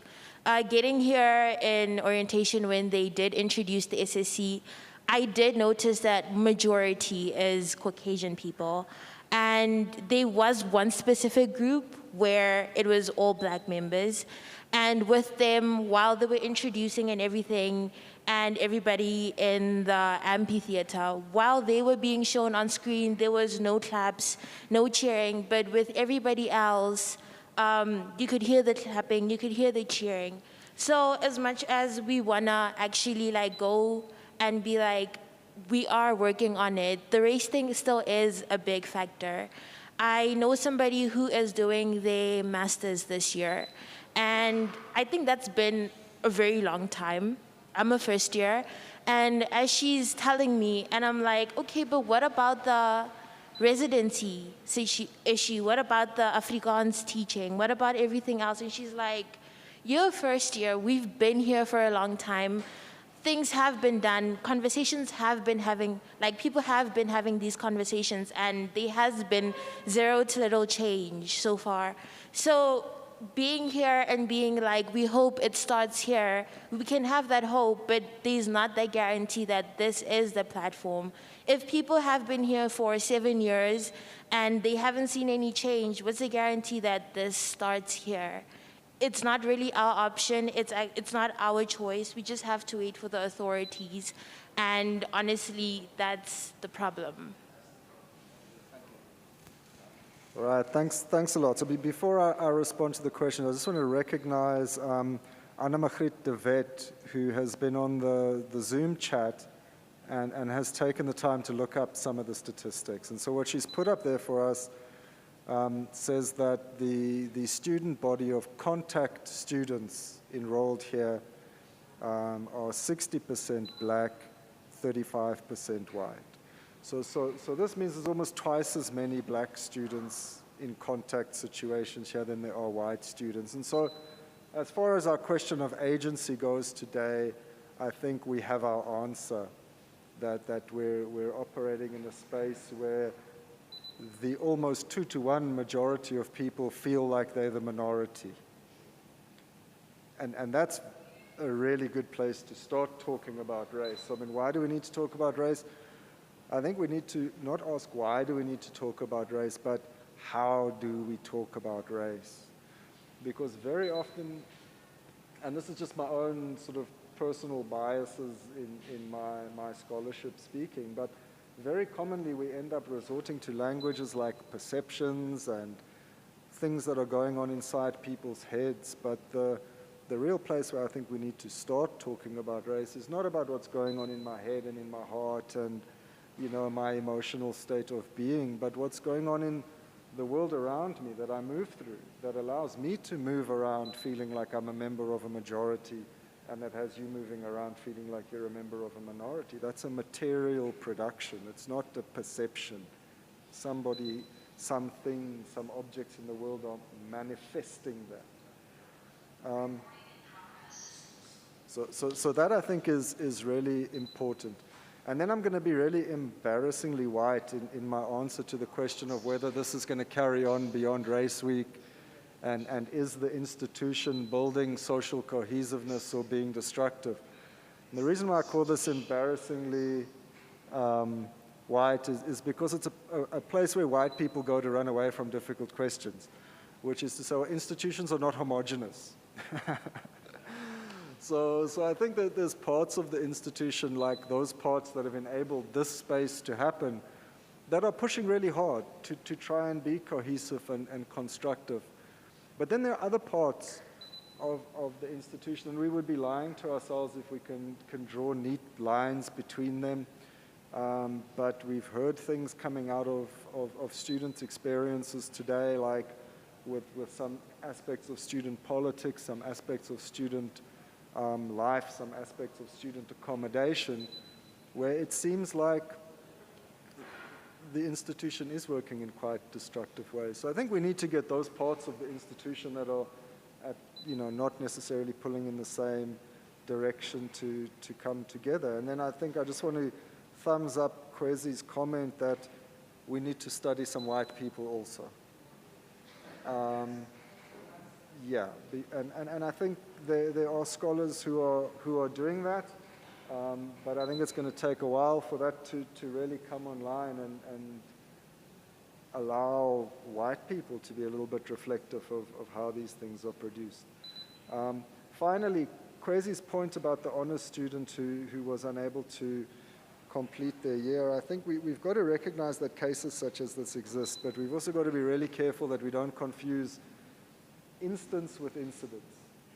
There's always going to be an instance where there's a white student who's unable to manage, and we've got to not become those slices of the media or the nationalistic lobby groups that say, but look, there are poor whites everywhere also. And then when you read the fine print, you see like a poor white is a household that has less than 300,000 Rand a year or something like that. Whereas, so poor white is not quite poverty in the way that others experience it. So we've got to be careful about those things. But thanks, that's all from me.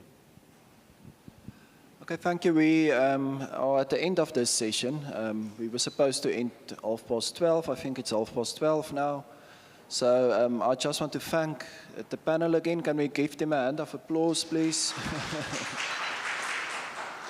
Yeah, and thank you for the honest participation of all the people here.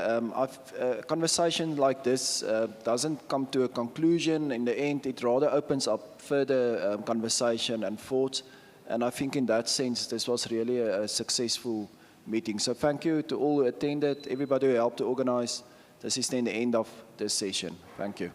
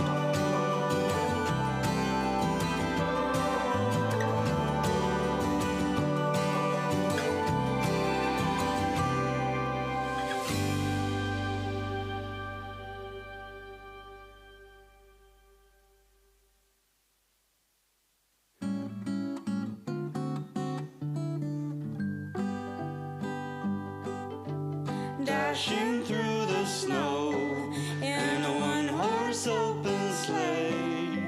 O'er the fields we go, laughing all the way.